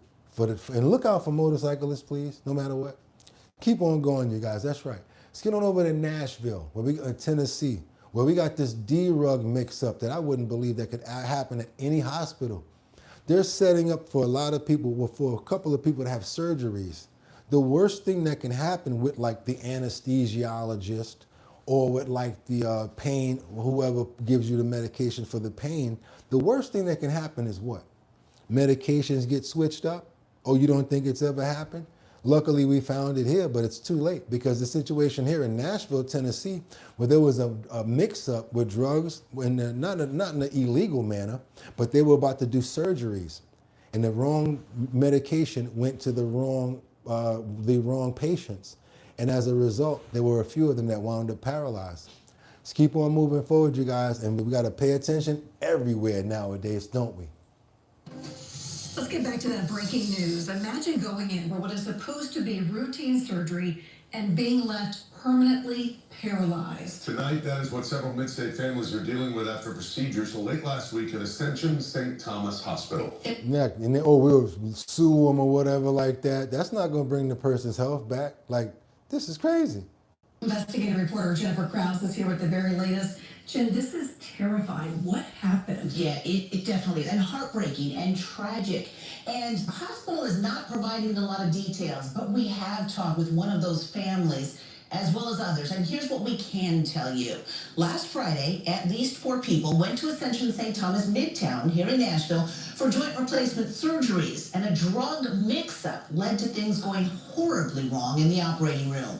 I talked with the family of a Centerville woman who was there for a knee replacement. It was supposed to be outpatient surgery, but instead she has just learned that she is now permanently paralyzed from the chest down.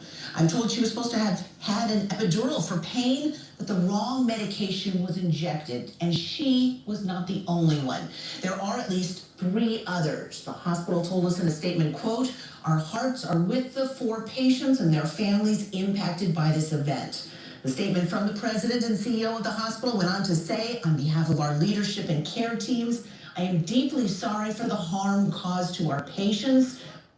We have met directly with each of the families to express our deep support, connected them with spiritual care teams, and ensured they have access to all appropriate resources and ongoing care needed. Now, when something like this happens, hospitals are required to immediately report it to state regulators, and Ascension maintains that it did.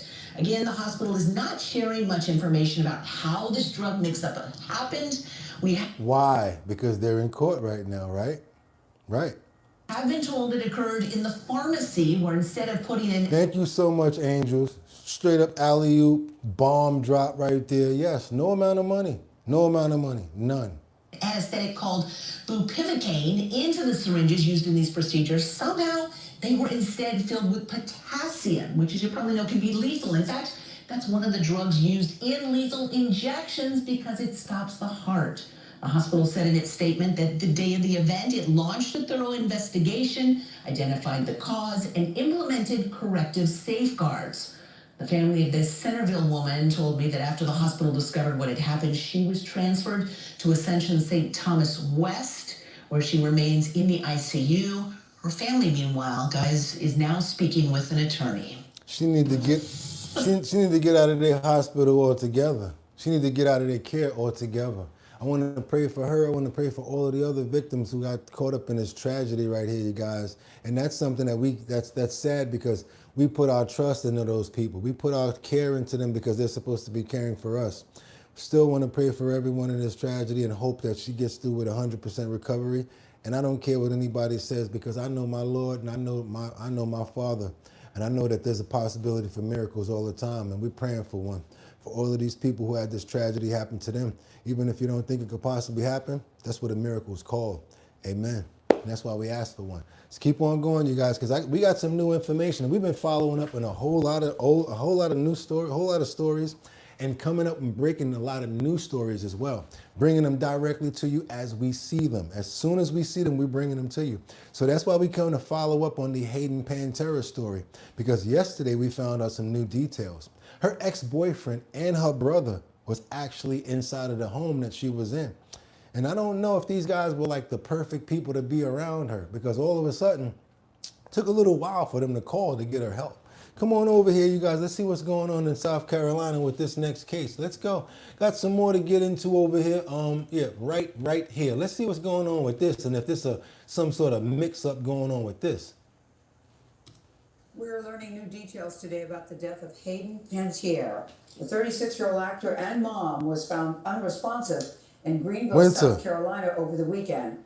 According to a police report, we now know who was with her when she died and what officers found when they arrived on the scene. Mark Strassman has the story. A newly released, heavily redacted police report reveals more information about Hayden Panettiere's final moments on Sunday. According to police, Panettiere's on-and-off boyfriend Brian Hickerson and his brother Zach were inside the Greenville, South Carolina apartment and called 911. CPR is in progress. In the incident report, the officer described the brother to be very emotional, while Brian Hickerson did not become emotional until EMS declared her officially deceased. The official cause of death is still unclear, but radio chatter mentioned the word overdose. Easley Bridge Road overdose. At some point, Hickerson showed the officer the bag of medication that Panettiere had been taking. Details of those medications are redacted. Panettiere and Hickerson had a tumultuous relationship. She wrote about it in her memoir, This Is Me, A Reckoning. In 2021, he was sentenced to 45 days in prison for domestic violence. In a recent podcast, she read from her journal about the abuse. I realized that I was more afraid of being alone than being abused. It's something I used to do when I was a kid. The former child star became a household name on shows like Mac with mental health and substance abuse. But lately, she seemed to have turned a corner. I finally feel like I have shaken off all of this darkness and this negativity. For CBS Mornings, you see what the Hollywood life would do to a kid, y'all? I'm Mark Strassman in Los Angeles. It makes you wonder, is it worth it? A couple of years of fame, glory, and fun, but it's like you gotta give up too much, you guys. You just gotta give up too much, and I don't know if it's worth it. Beautiful young girl, beautiful young soul. Seems to me like once they start messing with the wrong person that can take them in another direction, no matter what it is. Men, a lot of women to do that. A lot of toxic couples bring each other down. Whitney, Bobby, no disrespect, but you know what I'm talking about. Situations like that, you guys, and that industry is very stressful, very stressful. Try to use a lot of things against you to make you do stuff. For what? For money. Don't sell it. Don't sell it. It's all you have. That's right, you guys. When they ask you how is it possible to sell your you know what, that's one of the ways to do it, by giving in and letting that happen. Or by giving in and going in a way that somebody taking you out of your character, something that you wouldn't normally do.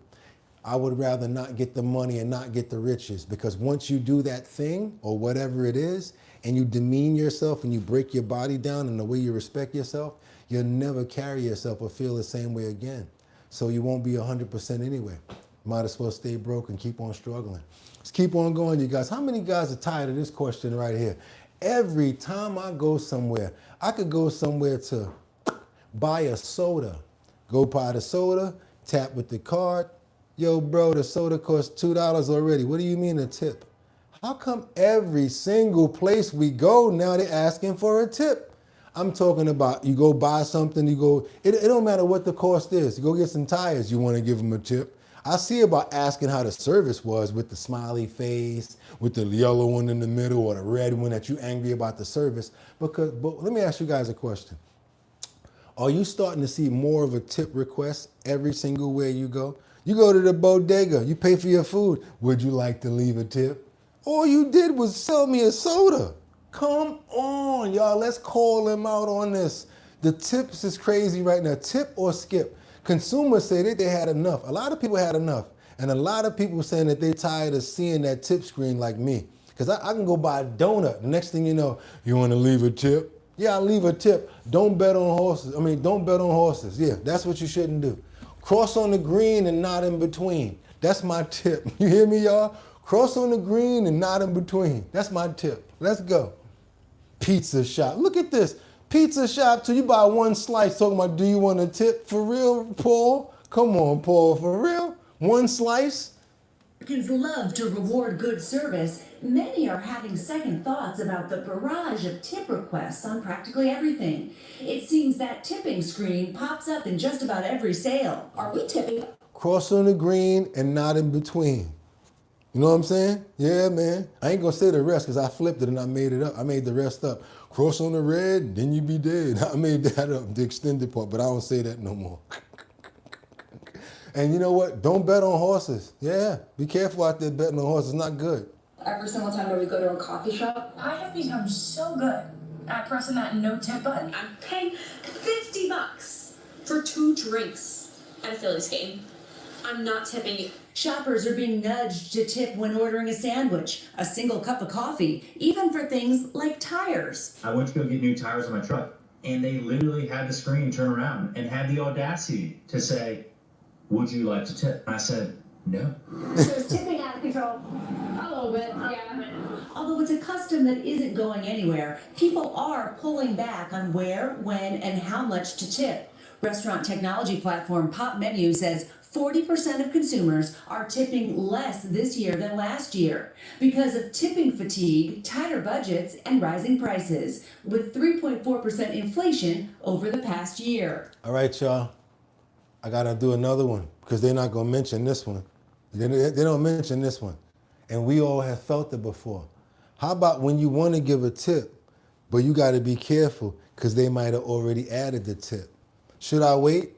Should I wait a couple of seconds for a couple of you guys in the comments? If you guys said it, I apologize. But how about that, please? Can we get into that real quick? How about they already took out the gratuity, but they still leave the tip line there? Huh? Anybody ever feel that before? Please let me know. Let me know. Yeah, let me know. Let me know.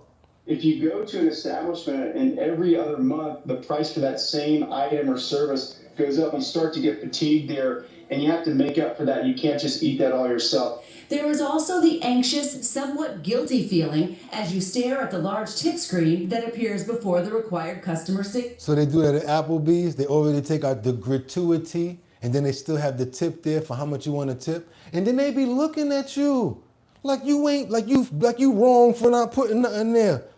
0, 0, zinger. Nice fat line going through that. Stop playing with me. And then that arrow go right back to the gratuity with an arrow on it. There go your tip right there. Get up out of here. Go to South Beach or go to like Las Vegas and you ready to get your room and you give them your name and everything. I'm sorry, mister, but you're going to have to give us the luxury tax money for the gratuity. What the hell are you talking about, Willis? Yes, it's $150 to stay extra. That they ain't say that on Expedia or whatever. Well, that's the third party. Once you come to our hotel, you have to give us $150 extra. It's a luxury tax. Come on, you guys. Stop playing with me like you don't know what I'm talking about. Come on. Signature. Do you feel like you're seeing like the tip screen more than you used to? Yeah, definitely within the last 2 years, I'm seeing a lot more like iPad, would you like to tip? As people cut back on tips, some consider the cost of the item. When do you say no? when it's about like less than $20. For others, it's about the service. If it's somebody working in like a sandwich shop and they make me a nice sandwich, then I might lay them a tip. Yeah. But if I'm just buying something like from a corner store, absolutely not. It's not always comfortable to hit no tip, especially when an employee is watching and waiting for the sale to be completed. Does it make you feel guilty not to give a tip? Sometimes, yeah. Pop Menu says more than 56% of people don't typically tip at fast food spots, and 44% don't tip for fast casual. I want to get this out. Juice said, yeah, just imagine, tip the mechanic. First of all, how much do you tip the mechanic? You know what I'm saying? What you got to give him, like $40? Man, listen, that's some tires right there. And ain't you getting money off doing the job that you're doing already? That's why they say, uh-oh, better get Mako, because you guys get paid top job, right? When you went to school, they said, this is going to earn you good money. Get your money on your hours, bruh. All that trying to get a tip. You're already getting money off all the other stuff. People leaving their stuff there. You putting liens against it and all of that. Breaking people's stuff down, selling carburetors and all of that. We're not dumb. Let's keep on going. You guys, it is crazy. In a recession, they talking about tipping. Are you kidding me? I be thankful that you guys give me $1 over here. If 500 people give you $1, you might be able to see 300 after they finish breaking it down. So you know what? That's why I be cheap with it. I like $1. Give me $1 because maybe we can do something with that. Because this way, because everybody ain't got money like that. Everybody don't got money like that. So I get it. That's why I try to put the work out. Let's keep on going, you guys. Let's get on over to some other situations now. I'm glad we had a good conversation on that because that was real right there. And if you guys like the show and you think we're doing good right now, as we always do, because it is the #1 show on YouTube, you guys make it that way. Let me see you guys subscribe. If you have not subscribed, what are you waiting for? We're on our way to 75,000 subscribers. That's right, you guys. We work hard for the money over here. We don't ask for a tip for nothing. We like to give you the good content, and then we might send around the plate. You feel me? That's like even in church. I used to love going to church. Come on, let's get back on the topic. Being there like, gotta tell you something. I'm coming up. On the rough side of the mountain. Next thing you know, here come the plate again. And you're like, man, I done put some money in this plate already. Then the people next to you looking at you to see how much you put in there. And then the deacons and all the guys at the end, making sure they get the stick all the way to the middle of the people. Yeah, send that down there.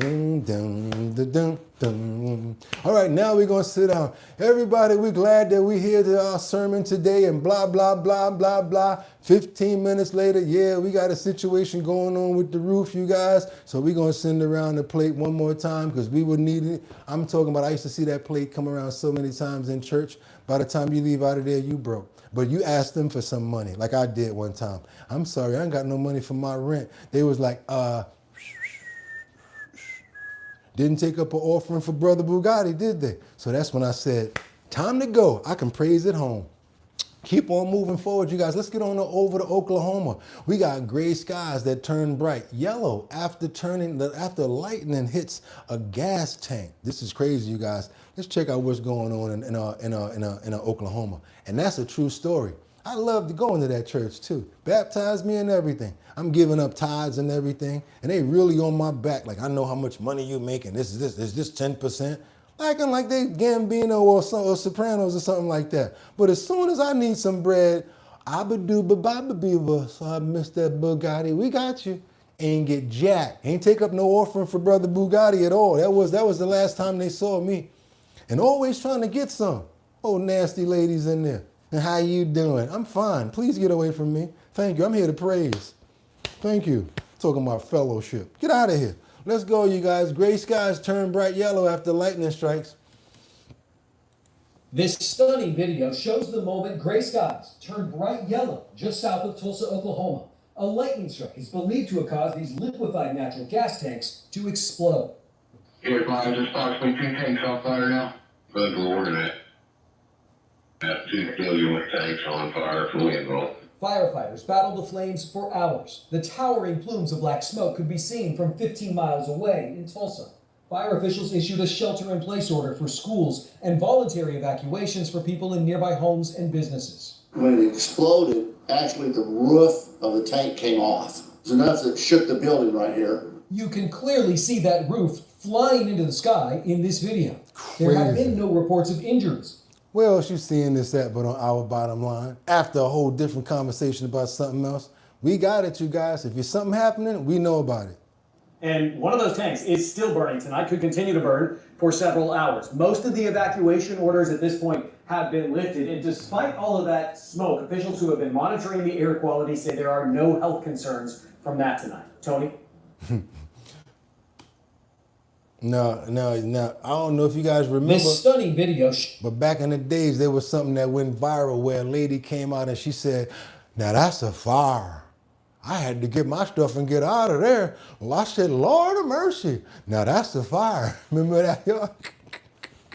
Where is the "now that's a fire" lady? I'd like to know. Let's try to find the "now that's a fire." Let's keep on moving forward, you guys. Let's go, because I don't know about you guys, but I don't get caught up in all of the stuff that these other people are doing out here. And I respect myself as a man more and more because of it. I like to actually go against the status quo and what people are doing, because that's just how I've been my whole life. May not get me the same results as everybody else get, but you know what? It makes me my own man, and it makes me respect myself. So yes, I still eat bananas. And if I was gonna eat a hot dog, I eat it any direction that I want, because I'm a man. And if you come over here and try to say something crazy, yeah, bro, I'm still a man too. So that's just what draws the line right there. All of that glizzy stuff and eating a banana a certain way. I'm the type of man where I look at you as suspect for calling that out. Yeah. The fact that you can't eat a banana the way that it's supposed to be eaten and you keep on saying pause and all of that stuff. And meanwhile, I'm from Harlem. All of that pause stuff, it makes me think you're borderline suspect. You might do something in the dark. I didn't know it was a, yeah. When you worry about it so much, I know fellas always say, women always go to that part, blah, blah, blah, blah, blah. This I'm gonna substantiate, this part right here. A lot of these guys with the, I'm going up the block to get a cigarette, pause. Yo, I'm about to tie my shoe, pause. I'm about to, pause. Yeah, man, you guys are the suspects. I'm gonna just call you out like that. And how do I know? Because I know most of you personally. I know how you get down. And I know a lot of you guys have asked me to be your security before, to help you physically. So I know you can't whoop my butt. So when you're on that pause stuff, I gotta watch out for you. All of that pause stuff. I think you're the suspect. Let's get on over to this right now, because I'm gonna talk about it right now. What do bananas actually do inside your body? Green bananas versus yellow bananas. And why am I bringing that first intro up? Because we're talking about bananas. So I don't want to see all that crap in the comments or whatever like that, when we need to get the potassium, the starches, and all of the nutrients and the vitamins out of today's segment of the health and wellness section. That's right, you guys. We're going there. You guys want to see what a banana does when you eat it, all of the benefits of it. And then you guys have been with me for a couple of weeks now. Dr. Eric Berg told us there's something that we actually get more potassium out of than a banana. And if you guys want to say it, go ahead and put it in the comments. Let me know, what is that vegetable or that fruit that we eat that gives us better controlled potassium than a banana?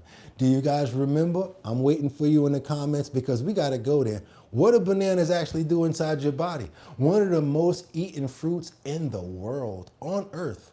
Yeah, here is exactly what the bananas do inside of your body. And guess what? If you want to play the pause game and don't want to eat bananas because of people and jokes going on around you, cool. More for me, more potassium for the smart people, and better nutrients for us. That's right, you guys, let's get into it. You remember? Let me see. Don't nobody, there you go. Somebody been paying attention. Wee's been here and Rochelle has been here. And I see a couple of you guys up there. I seen you guys doing, I'm not gonna just not acknowledge you. Avocado, that's right, with less sugar. Come on, you guys, let's go. Avocado. We got some hitters in here that know what's going on. We got some people that have been around. That's why I like coming here. Let's go. Let's get into it, you guys. What bananas actually do inside your body. Myself, Collective, Liberty, and Justice, and a lot of you guys favorite segment. It's the health and wellness segment, especially when we can get these body protocol visuals and see what's going on. Let's see what bananas actually do inside of your body. Green versus the yellow. And the yellow do what? The more yellow they get, what do they give you guys? More sugar, and they get more ripe. When they're in the green stage, that's more starch. So when it goes in your stomach, it does the fermenting stage in your stomach, and it still transfers to sugars, but in a slower process. Let's get into it, you guys. Let's get it, what bananas actually do inside your body. And we want to give a big shout out to Body Protocols. It's the health and wellness segment on Our Bottom Line. What bananas actually do inside your body. One of the most eaten fruits on earth. Here is exactly what happens from the first bite. A banana is mostly carbohydrate, a mix of starch and natural sugars. And the ratio between them shifts dramatically depending on ripeness, which changes how your body handles it. An unripe green banana contains a significant amount of resistant starch, a form your body cannot fully digest, which passes into your large intestine largely intact. As a banana ripens, enzymes convert much of that resistant starch into simple sugars, mainly glucose, fructose, and sucrose. That is why ripe bananas taste sweeter, and their carbohydrates are generally digested more quickly. And most of the time when we're looking for bananas, we're looking for the ripe ones. But if you know, nowadays you might as well go ahead and get those green ones, because 2 days they're gonna turn yellow, and the next day gonna be a whole bunch of flies around them. So I hope you got 5 people in the house that want a banana if you buy a whole bushel. Real talk. This means a green banana and a ripe banana, or do like somebody in the comments says, cut them up and freeze them, genuinely behave differently in your body. The green one tends to produce a slower, gentler blood sugar response, while the ripe one is generally digested and absorbed faster.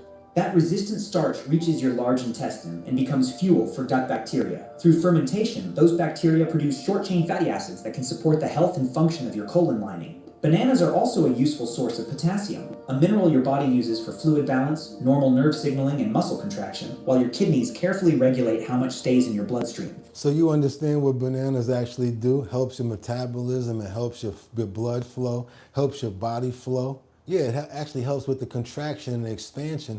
I'm talking about like the responses of your stomach. That's what I like about this. Like, wait a minute, you do all of that? Bananas for real? Y'all can keep on playing games with the bananas, all the pause jokes, because I'm going to eat it.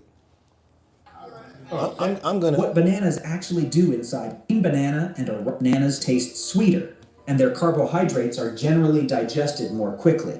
This means a green banana and a ripe banana genuinely behave differently in your body. The green one tends to produce a slower, gentler blood sugar response, while the ripe one is generally digested and absorbed faster. That resistant starch reaches your large intestine and becomes fuel for gut bacteria. Through fermentation, those bacteria produce short-chain fatty acids that can support the health and function of your colon lining. Bananas are also a useful source of potassium, a mineral your body uses for fluid balance, normal nerve signaling, and muscle contraction, while your kidneys carefully regulate how much stays in your bloodstream. This is one reason bananas are popular after exercise. They provide carbohydrate for replenishing energy and useful potassium, supporting normal muscle and nerve function. But after prolonged, heavy sweating, you may need additional fluids and electrolytes too.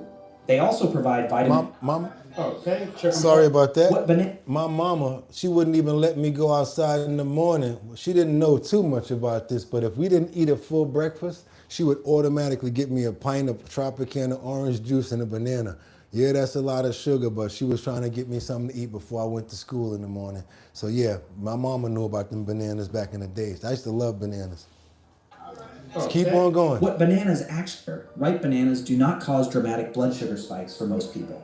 Their fiber and generally moderate glycemic response rise is usually more gradual than many people assume. For people specifically managing blood sugar, portion and ripeness still matter. A large, very ripe banana can deliver considerably more readily absorbed carbohydrate than a smaller, less ripe one. Bananas are naturally low in sodium, while providing carbohydrate and useful micronutrients. That makes them a convenient source of energy and nutrition. Follow body protocols. A banana is not just sugar and a peel. Ripeness changes its starch, sugar, and while portion size changes the total carbohydrate you consume. Comment below. Again, They didn't want me to pause this at all, huh? They kept on moving, but it's all good because we got what we needed. This is Body Protocols. We're actually subscribed to Body Protocols. Many different phenomenal things that we learned on Body Protocols. What we like is the way that you can actually see the food or the element moving into the body and where the benefits go, where the negative things go as well, because it gives us a better idea. Because now when you're walking around like, I don't know if I want to eat that, I know where that's going. You feel me? The banana, oh, I know where that's going. You feel me? So now it's like a little, that's why we love Body Protocols over here, you guys. And we always champion and share information from platforms like this. And we always tell you guys to join. One word, put it all together. Body Protocols. On YouTube, this segment right here is what bananas actually do inside of your body. Green versus the yellow. That's right, you guys. It's the beginning of the health and wellness segment. We got so much more to get into. I owe you guys a video from yesterday, just to let you know if you were here yesterday and you wanted to know about the what was it? There was something that I was supposed to share with you guys yesterday, and let me make sure that I'm doing that right, because I'm supposed to be sharing some information with you guys about. Give me 1 second here. Just give me 1 second here. Because we did say we're going to go longer today, right? So I don't have to worry about the fact that we're about to do this, right? So just to ask you, just to say this to you guys, right? There's something that I owed you guys. It was the science behind ultra-processed foods. Somebody was like, yo, Bugatti, but what about the ultra-processed foods? And I said it real lightly. We're going to do that one tomorrow. I remember stuff like that. My head ain't big like this for no reason. But you guys should know me too. And I'm a jokester and I like playing pranks on people. I've been doing it since I was in school because people couldn't beat me up. So guess what? Are you guys ready to work out? That's right. Angels, you know what's up. We're going to do that video. But after we do some body flow. Come on, y'all. Let's be fair. You've been watching this show for now about 2-3 months. And we've been in this segment, right? We still got about a half hour, and y'all got the nerve to think that it's Thursday and we not gonna work out at all. We only got 3 more days left in the week, Friday, Saturday, and Sunday. I'm not gonna do no working out over the weekend. We take it light and we just do our follow-up. So guess what we doing this Thursday? It's time to do some Tai Chi. So if you wanna do some Tai Chi with me, it's time to get into it, you guys. We got about 10-15 minutes of Tai Chi. I can stop talking right now and press the button, but y'all the ones that said y'all wanted to go longer. You the ones that said y'all wanted to have a longer segment today. So what did I do? I Mary J. obliged you. Don't run and don't try to be slick. If anybody leave right now and they say goodbye, y'all, we ignoring them. Right now, if you act like you in church, this is how you get up and leave. Respect the preacher and the sermon. Don't try to be slick talking about, oh, I'm going to holler at y'all tomorrow because y'all don't want to do this. Nuh-uh. Stay there and watch or be a part of it. This is a good segment for us. You know what we got to do? We do it every week, so let's turn up right now. Come on, y'all. Let's go. Oh, and it set me up too. It set me up too, and I'm happy to do it. I'm giving you guys time to stand up. All of this time I'm talking, all of this time that I'm doing, all of this wasting time, right? It's all for you. And we're going to do every video in the clip. You guys wanted to do it. Let's get into some healing. 15 minutes of Tai Chi, walking, working out, and burning calories and supporting weight loss. This comes in from what? The healing Tai Chi flow. We got a lot to do. I'm not even going to wait. If you're with me, show your love. If you're not, I'll see you in a little while. It's time to get to work. Let's go, y'all. I'm not playing around because you know that once we hit this button, like Charles S. Dutton, it's time to go. Let's get it rocking. Let's go. Take a deep breath and slow down with this calming Tai Chi practice. Through gentle movements and mindful breathing, you'll improve balance, flexibility, and inner harmony. Relax your body, clear your mind, and flow with the energy of the moment. Let's begin. Hoyoken! Hoyoken! Hoyoken! That's right. Do what she do. Let's do it together. Nice and calming. If you can't do the whole thing, do what you can. You don't got to do the whole minute. Take your time. down, and up. Down, up. Keep in mind, I already did 300 push-ups this morning. Bugatti.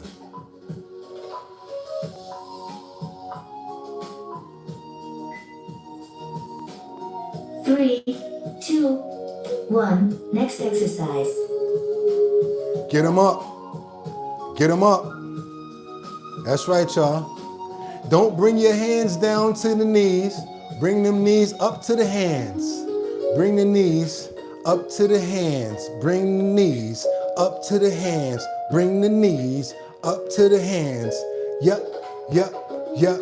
Just bring the knees up the hands. Bring the knees up the hands. Bring the knees up the hands. Yep, yep, yep, yep. Bring them up. There you go. Yeah. There you go. Don't go too far. Enough. You ain't got to go crazy. If you can't go all the way up, you can bring your hands down some to bring the tap down. Yeah. That's right. Coming to the next one. Take a little breather. Get ready for the breather. 3, 2, 1. Next exercise.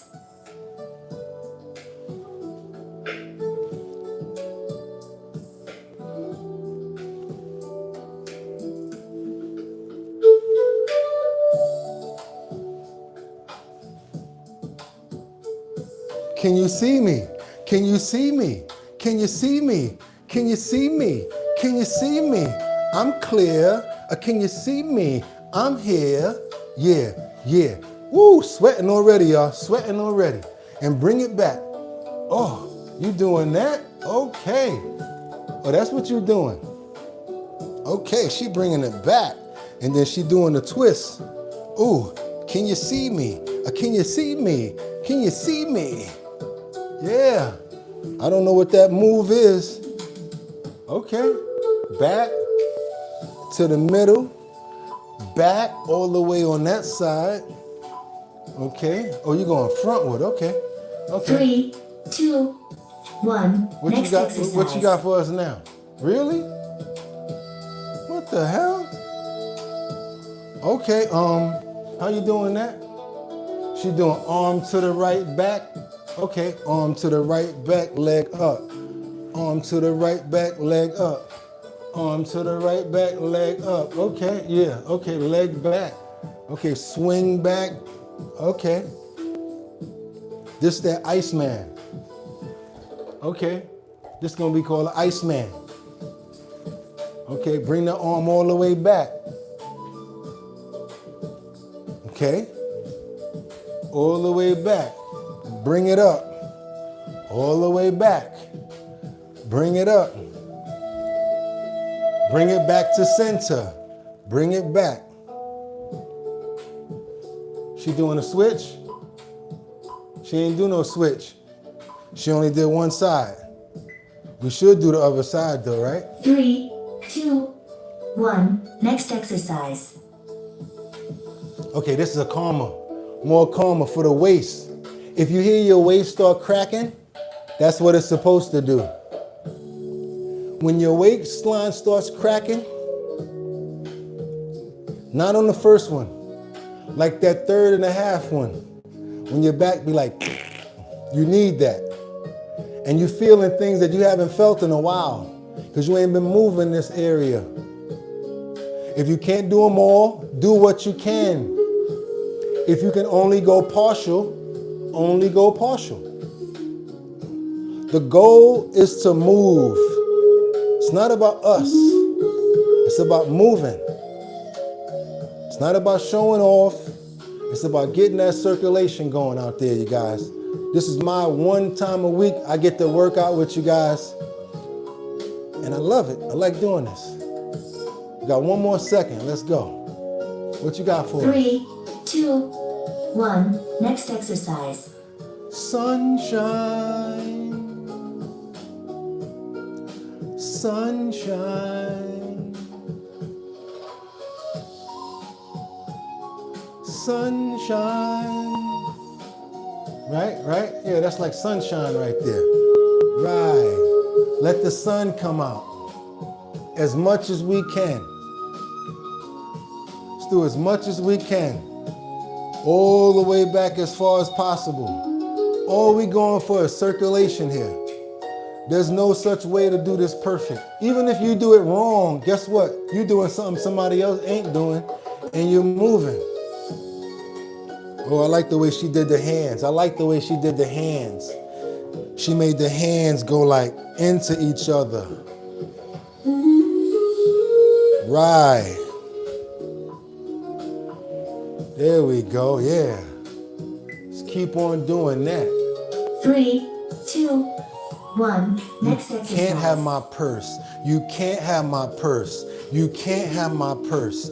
You can't have my purse. You can't have my purse. You can't have my purse. Come on, y'all.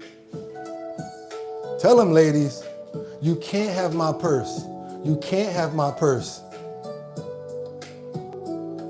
Gotta be ready for these crazy people out here, y'all. You can't have my purse. You can't have my purse. No.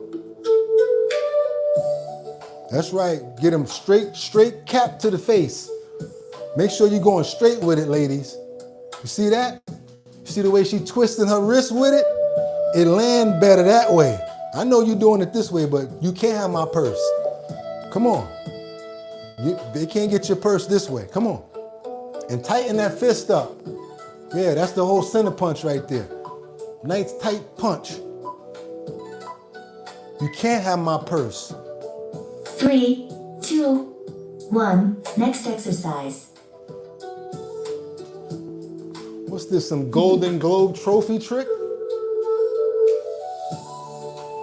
Okay. Just that swing back. Okay. The swing back. Okay. I got it. I got the swing back. Let me see. I'm going to let her do it one more time. Okay, that's the swing back. Switch legs. And we do the swing back. That's right, y'all. Left and right. Now they got us doing both back and forth, Colessive. Littlefoots. Winter, Vincent. They got us doing both sides now. Right and left. That's right. Get it, y'all. Get it. Get it, y'all. Get it, y'all. This that swing back. Be like this.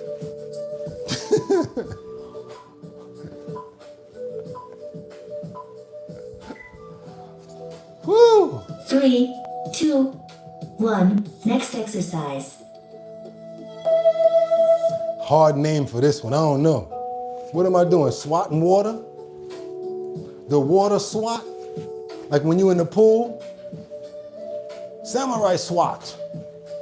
Got to do the swat. Swat the water and scoop it up. Swoop the water up. Swoop that water, y'all. Swoop it. Swoop it. And dig down. Swoop it. I see a lot of benefits in this. And the leg motions going up and down. I see motion and range movement and movement. Yeah, she got to land on her shoulder too. Yeah, swoop it and land. Swoop that water. Land with the rest. Swoop that water, land with the rest. That's right, you guys. We ain't even got that far to go. We've been doing good. Let's see how far we can keep going. I'm gonna try to do them all. 4, 3, 2. Anybody want to quit? Anybody want to quit? 3, 2, 1. Go ahead, because we not quitting. Lord have mercy. Oh, this okay. Okay. This that dainty. Hey guys, come on now. Leave me alone on this one. Now you can say pause. This that pause for the fellas. Now it's okay to say pause. It's that one that you might want to do in the bathroom by yourself. Nobody can see you doing it. Come on, lady.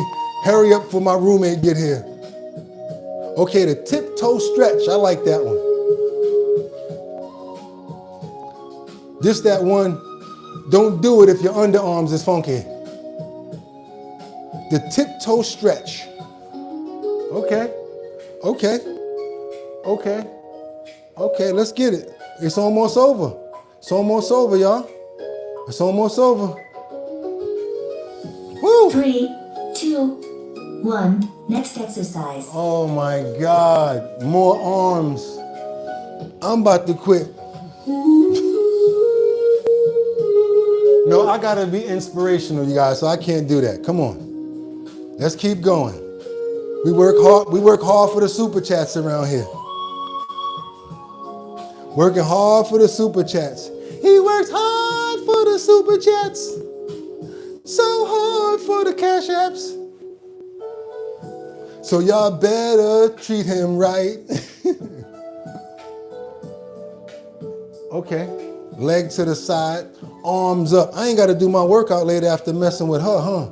Lord have mercy. Good, Vincenza. Go for it. There you go. This that Statue of Liberty right here, for real, holding the arms up, boy. Woo, Liberty, you with us? She said the ballerina. Oh, Lord, my arms. Please, lady, please. 3, 2, 1. Next exercise.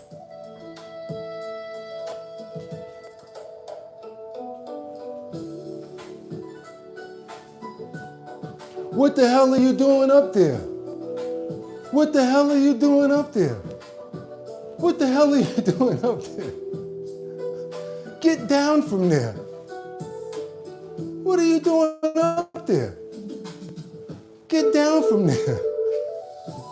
What are you doing up there? Would you come down from there? I'm talking about, I'm sweating bullets right now, y'all.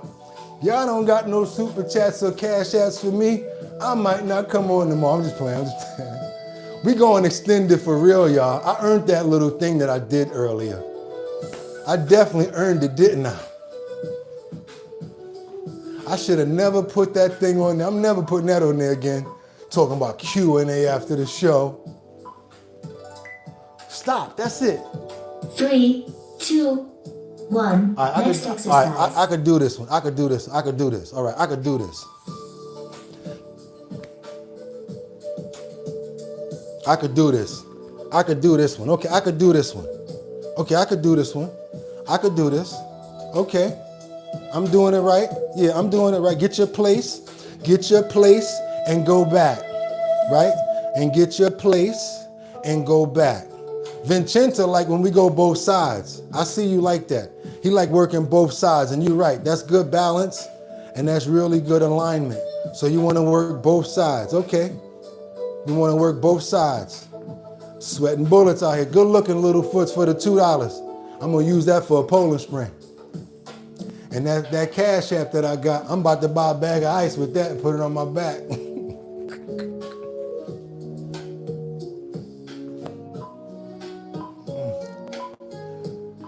Woo! I need a bag of ice and some more after this. 2, 1. Next exercise. All right, let's rock. You want to do? You want to go? Oh, you want to? I feel like Martin now. Let's go. Let's go. You want to go? Yeah, let's go. Let's go. Let's go.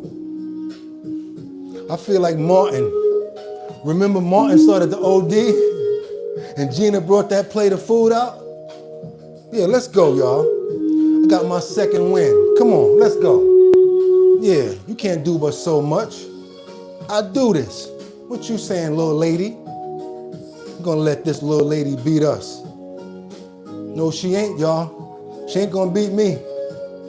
No, she won't. It's almost over, y'all. Let's go. Let's turn up. Let's go. Tiptoe. That's right. We're doing a tiptoe. Tip to the toe. Tip to the toe. Tip to the toe. Yeah, come on, y'all. Tip to the toe. Let this little lady beat us.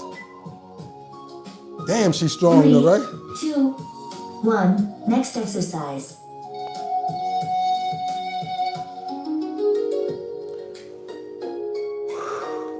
Time to air dry.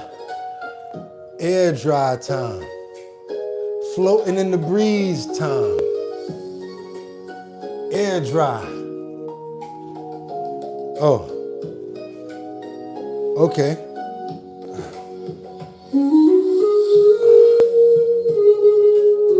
Okay.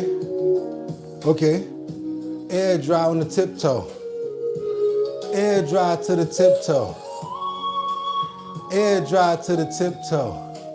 I know y'all feel some serious sweat out there right now. If y'all still going, y'all ain't getting none but props from your boy. None but props from me. Because I'm sweating and I'm loving it. If y'all had to stop, don't worry about it. We still love you. We do this every day. We could not go out without 1 week without getting it done. So we gonna rock. Great job completing today's Tai Chi practice. Take a moment to appreciate the calm energy and balance you've created for your body and mind. None Keep but props. practicing, stay mindful, and let this peaceful flow carry into the rest of your day. See you in the next session. See, that's what I'm talking about right there. I don't know how many people did it, but I feel like, it's kind of wild because you guys are on the phone out there looking at us and looking at me and watching me do this thing. But I'll be H-E-double-L damn if I don't feel like we just did that together. I'm telling you guys, felt really good. And you know what? I'm turned up. Sometimes I worry about the amount of time, like, 15 minutes is too long. I try to find 5-minute workouts for us, maybe 10 minutes. But you know what? 15 minutes is not that bad. This way, some people just coming in can just jump in and see what we're doing and get a real understanding of what we're about around here. Not just talking health and wellness, but actually practicing it real time and doing it together. So I really appreciate that, you guys. And I feel much better too.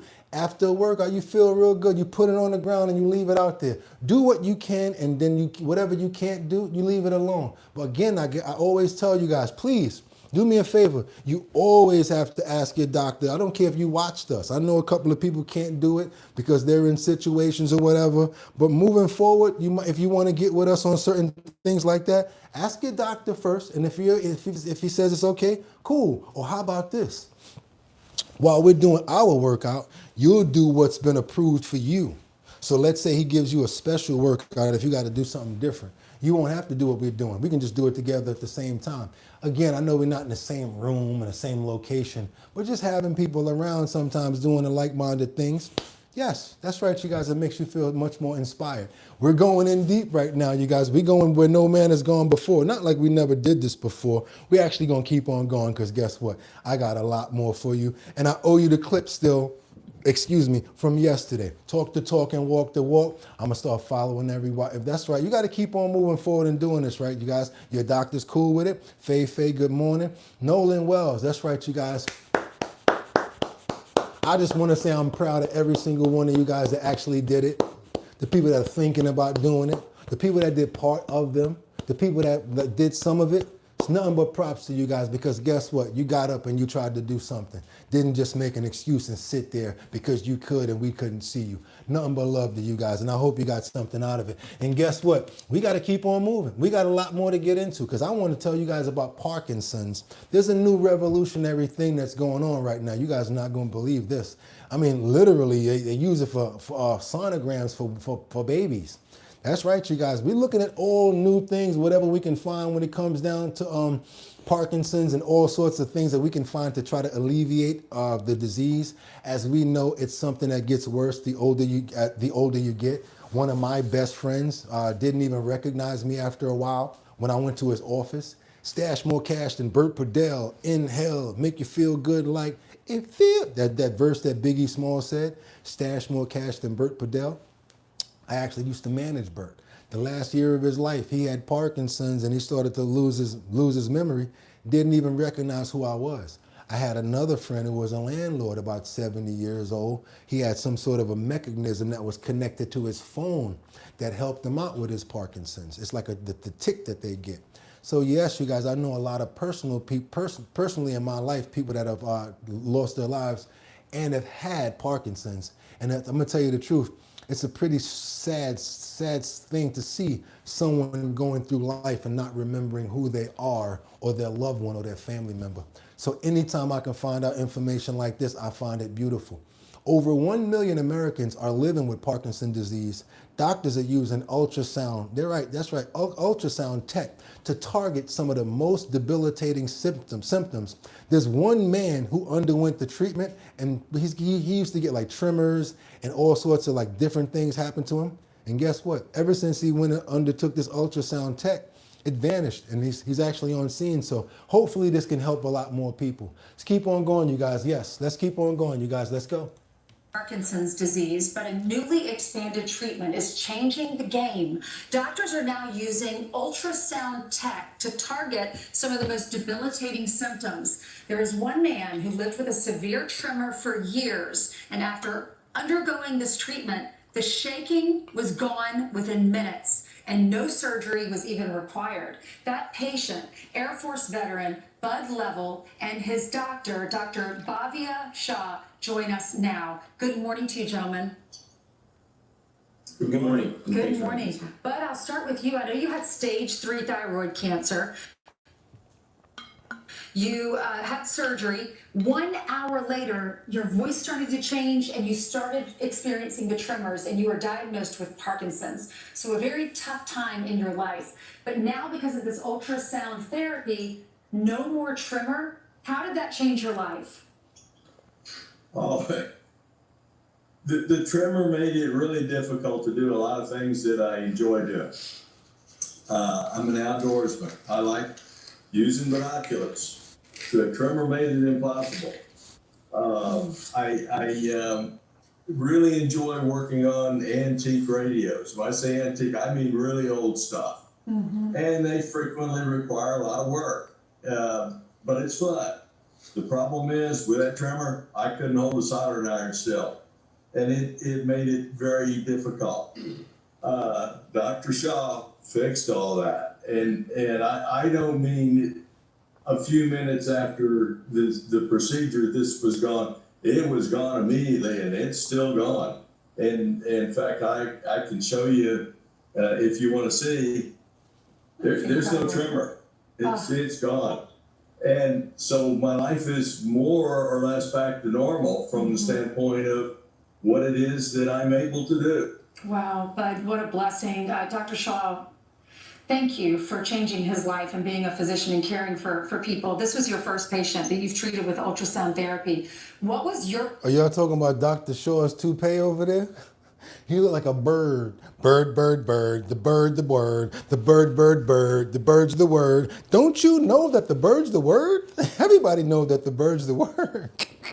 Reaction when the tremor's gone immediately, being your first patient, and how does it work? Yeah, well, so initially this was FDA approved for essential tremor in 2016, and we've done well over 400 cases for that. In January of 2026, the FDA approved an additional target in the brain for Parkinson's disease. That target was the palatothalamic tract. And Bud was our first patient who we treated with the new target, the palatothalamic tract. His hand ain't shaking. He going straight to the mouth with the fork, you guys. He's eating. He's good. We were very excited that it worked as well as it did. The way this works is that there are multiple ultrasound transducers all around the skull, and they each send their own ultrasound beam that crosses the skull onto a specific point in the brain, and that's where you get the maximum energy deposition. While we're doing this procedure, we can use the low energy ultrasound waves and then go examine the patient and make sure that their symptoms are getting better and that they're not having any side effects. And with our partnership with our movement disorder neurologists at UT Southwestern, that's really how we do this procedure. We map the patient's brain, we identify the target that is most likely to help with that patient's specific set of symptoms, and then we go ahead and deliver the low energy ultrasound waves. Our neurologist examine the patient on the table. It's part of a multidisciplinary approach that we think is really important to the safety and effectiveness of the therapy. Somebody said Big Pharma don't like this. Look at Vincente. Vincente like Big Pharma don't like this. Who is eligible for this? At what age? Is anybody eligible that's diagnosed with Parkinson's? And how long does it last? Yeah, so how long does it last is a great question, because this is a relatively new technology. So we don't have long-term data yet. We know that it is effective. The longest-term data we probably have is about a year or a couple of years. I think it'll be interesting to see the landscape as how this technology evolves over time. Who's eligible? Well, so somebody who has Parkinson's disease, someone who's tried medications, the medications are either not working or higher doses are causing side effects, should see a movement disorder neurologist. And a movement disorder neurologist can then very quickly walk through all of the different treatment options, whether it's changing medications, whether it's another surgery called deep brain stimulation, or focused ultrasound to really decipher what's best for that particular patient. This man know his stuff. I don't care about your hair, bro. I love what you're doing, and God bless you. And hopefully you can keep on doing that, from saving people and making them better. Hopefully somebody get to his head and give him a nice little Edward Scissorhands and give him a little funky style to go with that. Just keep on going, you guys, because that was a great story. I love to see stuff like that. You know we like to see stuff like that. And here you go, the one that we owe you. That's right, you guys, the one that we owe you. The science behind ultra processed foods and the impact on our health. That's right, you guys, we talked about it, because guess what? All foods are processed to some point. I mean, you got a fish with a head on it. You take the head off, you put it in a can. You just processed it. You put sardines in a can. That's processing it. Taking it from one stage, putting it to the next. We're not talking about that. We're talking about ultra, MC, ultra, magnetic. Not that, but you know what I mean. Ultra processed. When you take all the minerals out and you strip it, and then you're talking about you putting all this stuff back in it. That's why the one word that scares me to death, no matter what, when I look at something and I see that word enriched, I run. I don't mess with nothing enriched. Nope. That's them trying to enrich and put the vitamins back because they've stripped everything out of it. Stay away from foods like that, you guys. It's got to be all natural, even though it's more expensive. We have no choice. What are we doing? The health and wellness section, shun. And if you have not subscribed, what are you waiting for? The science behind ultra processed foods. This is the one I owe you, and the impact on our health. Let's see what's going on with this, you guys. Let's get there. Let's get into it. In this morning's Health Watch, we're talking ultra-processed foods, a topic that's been getting a lot of attention lately, including from our government. More than half the calories we eat come from ultra-processed foods. Our next guest calls them, quote, the main driver of disease, disability, and death in the United States. Dr. Dariush Mozaffarian is the director of the Food is Medicine Institute at Tufts University. His new book is called Food is Medicine, and it's due out in October. I like when people ask doctors smart questions. They ask them a question that I would like to know. So, doctor, what do you eat? That's what I would like to know, right? Doctor, good morning. Good to see you. Yeah, thank you. Nice to be here. So we were just talking during the commercial about ultra-processed foods versus processed foods. I mentioned that tuna fish is processed foods. Canned vegetables are considered processed foods, but you define ultra-processed foods as what? So, we've always processed foods throughout human history, and processing is okay. But in the last, 20 or 30 years, we've made foods, unrecognizable. And so ultra-processed foods are basically made with processes or additives that you wouldn't find in a home kitchen. They're molecularly disassembled often with the actual molecules of food put back together, which loses all the natural food structure, and so you can't actually tell what their original food was. They'll have, and you got to remember the stuff that they put in it to make you addicted when they put it back together. Contaminants from the packaging. They're often very, very high in additives and preservatives and other negative compounds, and they've lost often because of the processing, kind of the natural bounty of nature. They're really healthy nutrients and prebiotic fibers that nourish us and nourish our gut. So what does that evidence, the scientific evidence, tell us about what those foods, ultra-processed foods, do to our health? So I think what's really important is the processing itself, independent of kind of the common nutrients, has bad effects on our health. And there have been now over 100 studies around the world that have shown that these foods, when consumed, lead to obesity, diabetes, heart disease, dementia, poor mental health, even depression, anxiety. And why are people ignoring all of these symptoms and stuff and just going to eat stuff just because it tastes good? Giving their kids Takis and all of this crap, Doritos and all of that. When Doritos and Takis is two of the worst things you could ever give your children. And potato chips is bad too. Didn't even know about that. Why? Because of all of the oils, the petroleum oils that they're using to actually fry it in. We're not supposed to be eating that crap. We're just not. Due to our health. So I think what's really important is the processing itself, independent of kind of the common nutrients, has bad effects on our health. And there have been now over 100 studies around the world that have shown that these foods, when consumed, lead to obesity, diabetes, heart disease. We'll do another segment, but we did that, Jack, with the makeup. We'll do another segment. Disease, dementia, poor mental health, even depression, anxiety, and 3 controlled trials, randomized trials, showing that people overeat without even noticing it. And so they're basically many of the modern... Why do you overeat without noticing? I just said it. Because they're putting stuff in the food to make you addicted. Number 2, it's not really filling you up. if you had a meal that's going to fill you up and hold you for a little while, you're not going to be hungry. Normally, when you're hungry, you start eating snacks, chocolate, cookies, and stuff that you're not even supposed to be eating. But if you really had a real meal that satiated and satisfied you, you're going to eat those snacks and stuff less because you're not that hungry. Even if you eat a snack, you're not going to eat as much. And even when you eat the snack, when you're hungry, it don't even fill you up. So that's the revolving door. That's crazy right there. Let's keep on going. Bills of humanity Empty calories relate to ultra processed foods. But your comment about the main driver of disease, disability, and death in this country, that's what really caught my eye when we were talking about it in a meeting yesterday. Isn't part of the problem too, though, it's less expensive, and that's why people gravitate to it? Yeah, this is one of the challenges right now is we've driven food to be as cheap as possible, and when you put cheap ingredients in it, often commodity crops that might have also pesticides or other contaminants, and they don't actually taste that good. Pesticides, carcinogens, and they don't taste that good. Why the food don't taste no good, you guys? Because all that crap they're putting in it. These really cheap ingredients. What do you want us to do?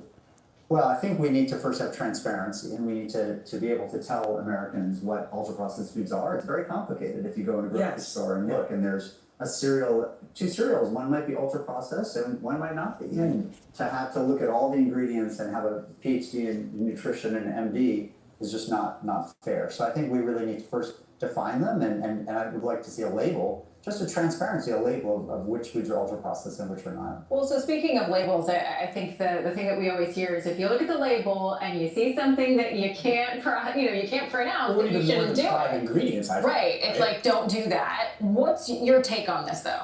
It's a good general rule, but like most things in nutrition's complicated, and so it doesn't work perfectly. And so, Yeah, for Littlefoot, you're right. You might see corn syrup. You can obviously read that, but that's a marker of ultra processing. If you have high fructose corn syrup, you might see alpha tocopherol, and you're like, oh, what's that? That's just vitamin E, which is okay. Which is okay to put a vitamin in a food. So vitamins in particular, I think will mix consumers up. The 5 ingredient rule is actually pretty good. That's actually probably a decent rule. Most ultra processed foods are going to have a long list, but if you have just enriched wheat flour, which isn't necessarily ultra processed, but just has vitamins in it, you'll see this long list of vitamins, and that might scare people off from a healthy food. What are you eating? I would say I eat, we were talking about kind of the traditional medicine. You read that right there, what Liberty said? She's right. If you can't read it, don't eat it. Run it through your phone. You got Google. How come so many people have smartphones, but we so stupid we don't use them? And notice I said we, because me too. I just now started Googling all of this stuff and chat GPT. And I go to chat and say, you know what I'm trying to stay away from? Carcinogens, I'm trying to stay away from this, I'm trying to stay away from that. I'm actually in a supermarket right now. Let me know out of all of these teas, what have plastics and which one I can actually use. And then what I would do is I'd take a picture of all of the tea section, and then chat would just go through all of the pictures. Literally, it's on your freaking phone. Chat GPT will do it. It'll say, that one on the bottom down there on the right, it's called bond whatever. That has papers, whatever, and a whatever paper cover. And you'll get that one. Use your phone or yucca. Yes, that's a whole nother one. Use it. Take pictures of these sections. I'm gonna tell you something that you're gonna be angry about now. The other side of it now, when you realize how much stuff you're not even supposed to be eating. When there's nothing over there that you can eat without these crazy things in there. You gotta go to a whole nother supermarket. That's when you start looking at supermarkets like, yo, what's up with that? Because it's not about that. And another reason why prices are so high, especially near the projects, you think those supermarkets don't know that people are on EBT and don't even watch the prices? So they're going through their swiping, they're not paying attention. They're getting all of that money because of the swipes, not spending all that money out of your own pocket. So yeah, let's raise the prices. They ain't paying for it anyway, but now people are starting to pay attention. Let's keep going. And I eat sort of, fruits and vegetables and nuts and seeds and beans and fish. We got to get back to what he eating. Come on, I ain't messing it up now. Let's go. What's that? That's just vitamin E, which is okay. Which is okay to put a vitamin in a food. So vitamins in particular, I think will mix consumers up. The 5 ingredient rule is actually pretty good. That's actually probably a decent rule. Most ultra processed foods are going to have a long list, but if you have just enriched wheat flour, which isn't necessarily ultra processed, Osaka on point, yeah. You'll see this long list of vitamins, and that might scare people off from a healthy food. What are you eating? I would say I eat, we were talking about kind of the traditional Mediterranean diet. I eat sort of, fruits and vegetables and nuts and seeds and beans and fish. And And what's amazing is if you can eat that way, if you have the knowledge and time and ability to do it, it's delicious, it tastes better, you feel better. I think most Americans are walking around feeling sick most of the time because of their food, and it's become the new normal. Do you think that, does the body, help me understand something, can the body distinguish between high fructose corn syrup and natural sugar? So there's a lot of controversy about that, and I think on average, most sugars probably have similar effects. There is some evidence that honey or agave or some of these other more kind of sweeteners that aren't just sugar do have different effects and are probably better for you. But probably, pure regular table sugar and high fructose corn syrup aren't that different. Ultra processed food is the whole package. It's everything in them together that seems to be causing harm. Well, Dr. Darish Mozaffarian, you're giving me something to aspire to Yes, hearing your diet. So you're saying get rid of the Pop-Tarts and the Twinkies. That's what you're saying. It's not even funny no more to even say jokes like that. That's not even a funny joke anymore to me. Never. I hear you. All right, doctor, thank you so much. I saw that in the video too, where somebody said they don't get paid to cure us, they get paid to treat us. You can't, why would they want to give you something that's going to clear you up for $300 when they can keep you around and make $700,000 off your medical or $70,000 off your medical? You get what I'm saying? The longer they treat it, the longer they eat it. Yeah, that's right. A lot of them are not like that. At least I hope they're not. I really hope that they're not. You guys, just to let you guys know, guess what? That was the health and wellness section. You guys, guess what? Everything that you just saw, you will be able to go see where? In the Discord, because I always make sure that that link is right there, locked and loaded. So if you're not a member of our Bottom Line Discord, you may want to go join, because every single one of our health and wellness videos, you can find them right there inside of the Discord. That's right, you guys. So go check out the Our Bottom Line Discord. If you don't know where it is, hit that link right there after my message, and it'll go to the invite. I'm on the other side. I'll let you in. I'll pick up the phone. I'll see the invite, and I'll be like, boom. Good looking. And yes, one more time, I don't know if your name is Bobby or you want to be called that, but Bobby, I appreciate the 5 on it. Thank you so much. If more people were like you, I'd be straight right now. Could take care of a lot of more foster homes and no-kill shelters. But you know what, you guys, we're having a fun time fighting our way back. And as of the 24th, things are going to change around here. You guys are going to see it. By Monday, a lot's changing. And by September 10th, that's going to be our 600th episode. Also, don't think that we don't got videos and a whole lot of other stuff going on around here. The whole channel has changed to get with the times, and we ready and locked and loaded. We got all sorts of stuff about the Tupac trial we covering. A lot of videos. Go check that out. Also about the Dykeman takeover. We got in the streets and we get out there, you guys, to interview people as well. So guess what?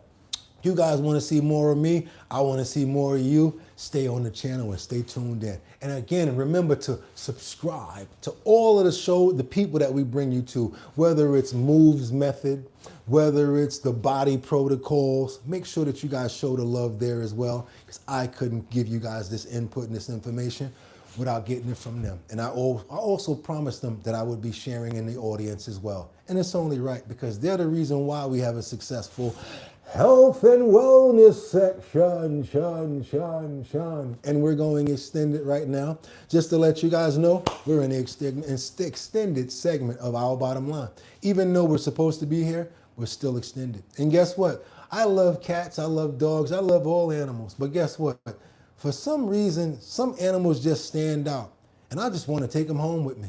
Yeah, had to happen to me before. Don't even like cats like that. But if they approach you a certain way, you might want to take one home. If you don't, I prefer dogs is what I'm saying. I love cats too.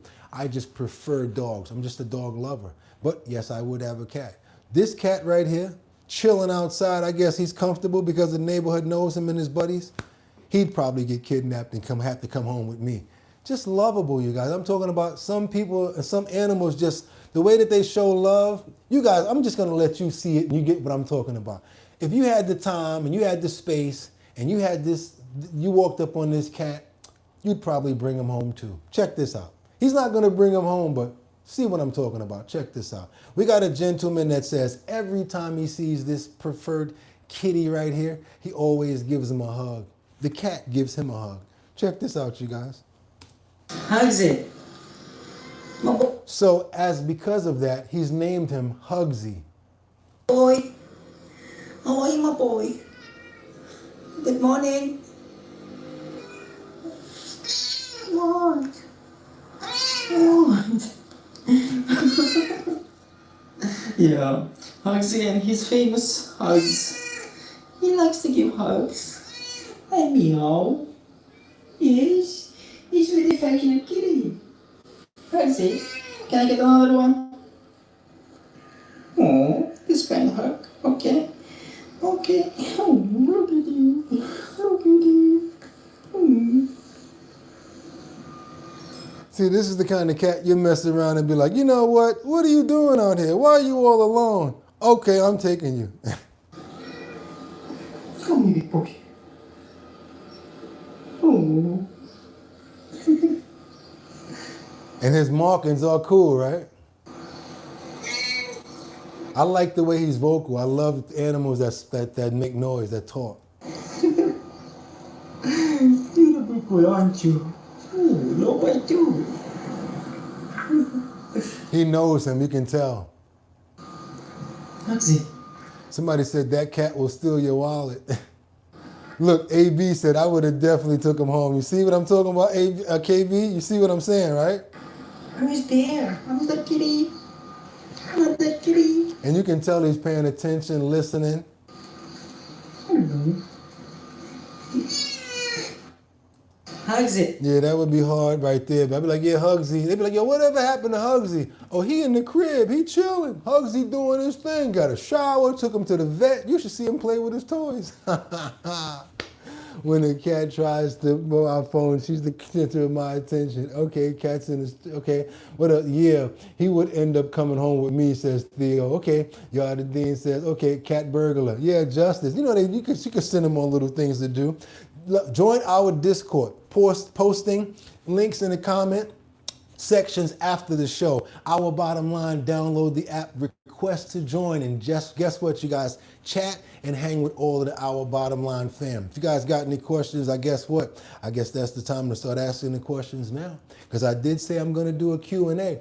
I'm going to play this clip, and then we're going to get back to the Q&A real quick, and then we're going to see where we go from there. You know it's not over. It ain't over. We love the animals. And they say that some animals you have to win them over because they don't just give you their love like that. You gotta find their trust.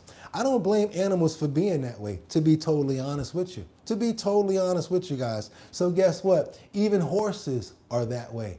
And this story right here, I thought that you might want to see it because beautiful story. And sometimes you got to gain someone's trust in order to really have them open up to you.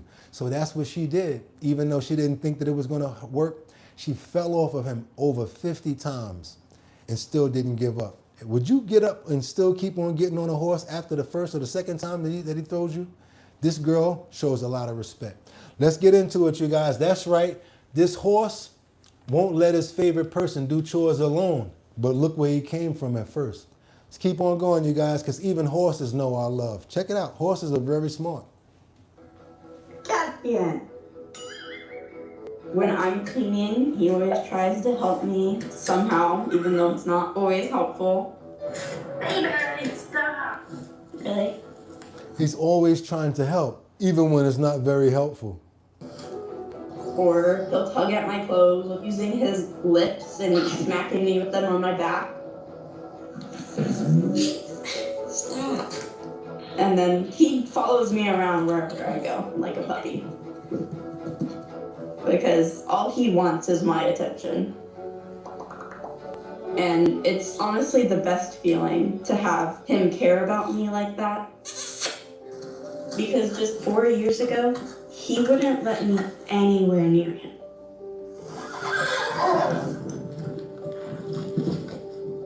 I was just looking for a horse, and I happened to come across his page at an auction.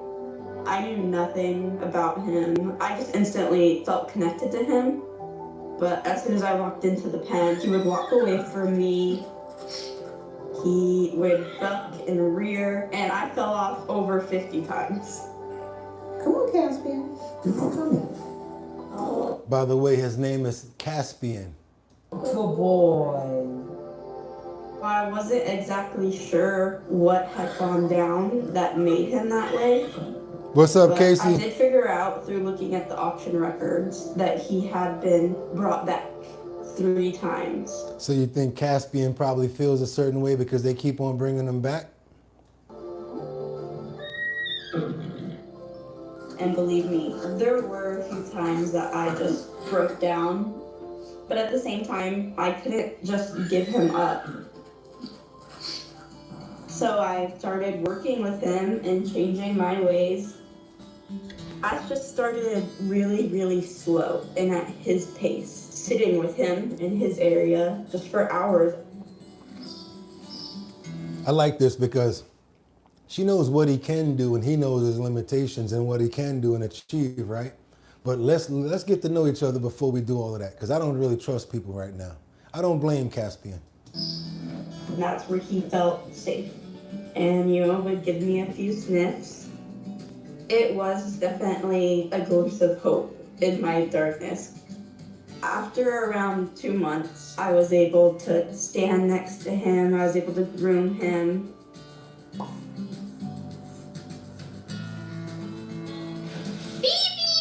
And then one day I just came in and he was happy to see me. He ran over to see me. That just made my heart melt. Crazy horse! Ever since then, we act like any good old pair of best friends. You came, good boy. We comfort each other when we're sad. And we play when we're happy.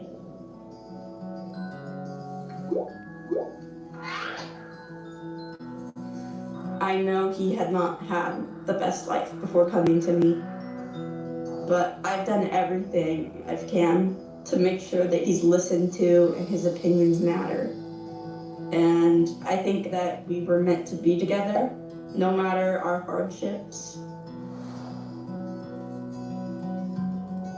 That's right, you guys. That was Caspian right there, and the story of Caspian, her horse, and you see what she went through, and that just gives you the perfect understanding of if you fall off, you may keep on trying and get back on again, you guys. I've been riding horses since I was 12 years old.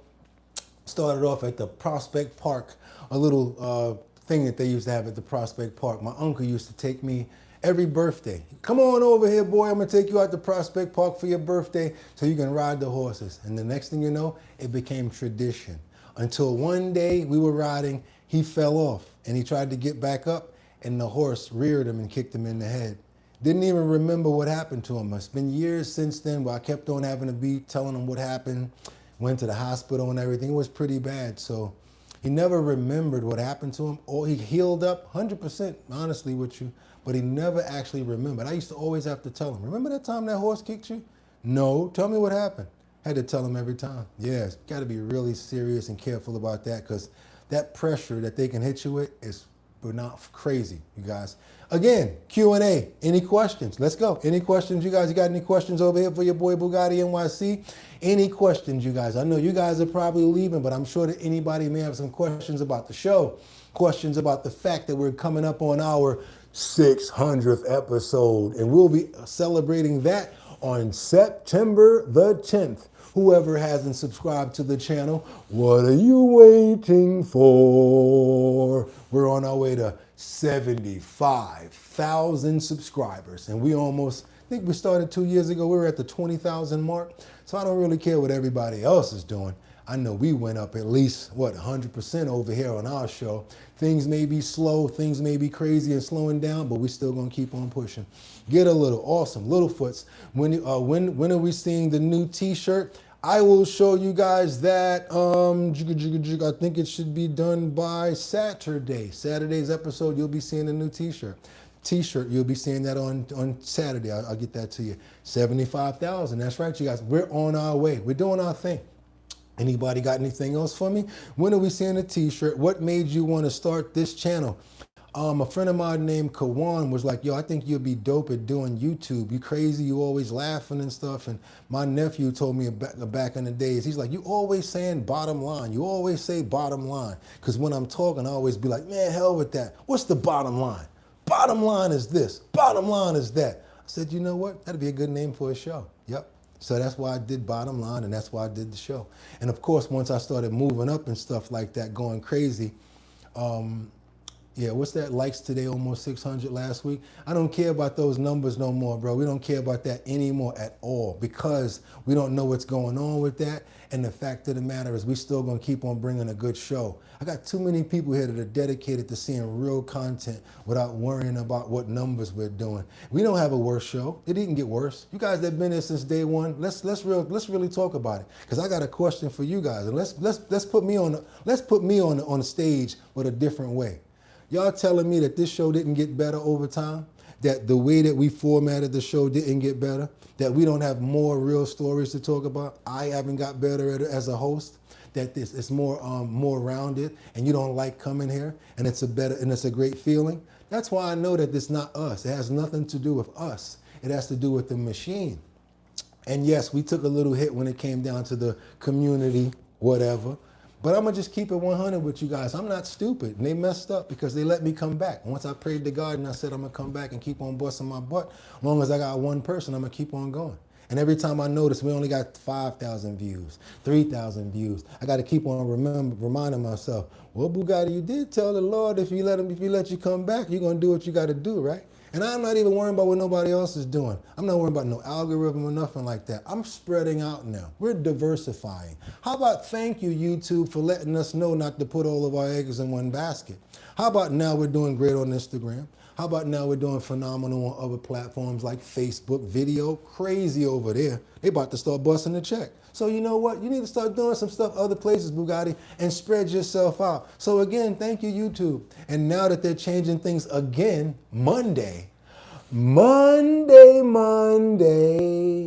That's right.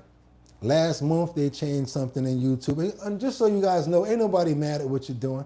You own the platform, y'all can do what y'all want to do. So I ain't mad. I'm not like the other person that's going to start saying the addo ban and all of that. I'm not going to do all of that. I'm just going to get better at what I do because I'm actually talented. People that don't have talent, they're scared. People that have talent, okay, where you want me to stand? Basically, because it ain't like I ain't going to keep on doing it. It's not like it's not going to still have the same quality wherever we go or whatever we do. That's what I'm focused on right there. The quality of the show, the way that we're evolving, and the way that we're going to move forward. Let's say all of those 78,000 don't mess with us no more, come back, or don't get no notifications.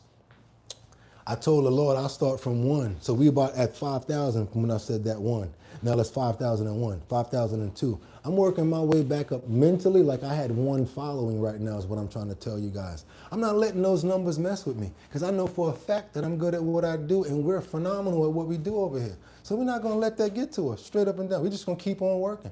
I don't care if we get 6 views. I'm going to start laughing. I'm going to laugh because I'm going to know y'all got something going on. All these people and we getting them little bit of views. Come on, we know what y'all doing. And after a while, they got to fix it. They got to fix it after a while. Just like Hassan Campbell, just like all these other guys that got shadow banned or whatever for a while. The trick is to keep on moving and keep on doing your thing. And if you're actually good, I'm not scared of them. I'm not. Keep on doing what I do, straight up. Big brother, they're going to do what they want to do. They're going to get their money whether you get yours or not. They'll suppress you, still get a cut, and while you're doing good, get a bigger cut. Don't get mad, get money. They let us perform here. They let us do what we got to do. And let's just keep on doing that, coming forward and bringing good content to everybody that wants to see it. After a while, the audience is going to outgrow all that nonsense. Yo, where Bugatti at? Yo, what's up with the show? Because you guys wake up at a certain time. Ain't like you need a whole bunch of stuff to get at me. I'll search them if I got to find them. I see a whole bunch of people doing that. So we ain't worrying about all that little stuff.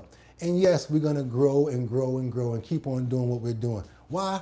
Because I ain't going nowhere. That's it. I love doing this every single day. I got the means to do it, the mind frame to do it. And all we going to do is keep on getting better. So y'all need to get it right. And also, we got a couple of tricks up our sleeve too. So yeah, y'all seen those numbers go up yesterday. Even if they don't go up today, whatever like that. We're going to come out with our tricks. And y'all ain't going to really like our tricks. You ain't gonna like the tricks that we got. But you know what? Sometimes you gotta fight fire with fire. Last thing I'm gonna tell you is this. It's a network. It's just like Netflix. It's just like television. It's just like any other platform. And the honest thing is, you gotta deserve it for people to watch you. Why do people wanna watch you? What are they coming to your channel for? I could swipe and go somewhere else right now. Let's be honest about it. You guys are not committed. But that's what I'm trying to tell you, Liberty. And it's not me. I want you to make sure you understand. I keep on correcting you guys. I'm good because you guys are good. The better you guys get, the better you follow up, the better that you with me with certain things, I get better off for that. I've never been the type of person to be able to keep something by myself anyway. I told you when I got my first dirt bike, I rode it to the hood and let everybody drive it till we ran out of gas. Why? Because it wasn't no damn fun riding by myself.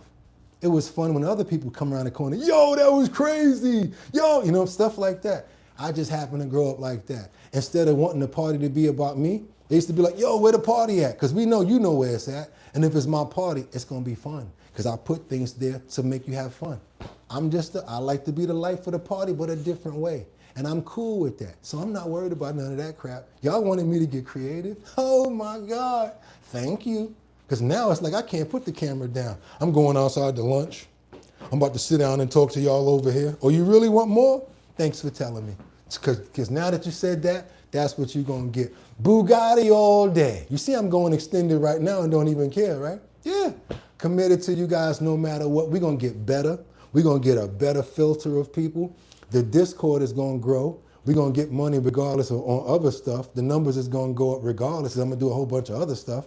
So we ain't going nowhere. And thanks YouTube for giving me a place to meet all these phenomenal people. How about looking at it like that? And by the 24th, the numbers are going to go up because they're doing accounts different. No longer are your engagement numbers are going to be shown. They're going to show you scrolling numbers. So if somebody's scrolling past and they stop for a second, that's going to be counted in the algorithm now after the 24th.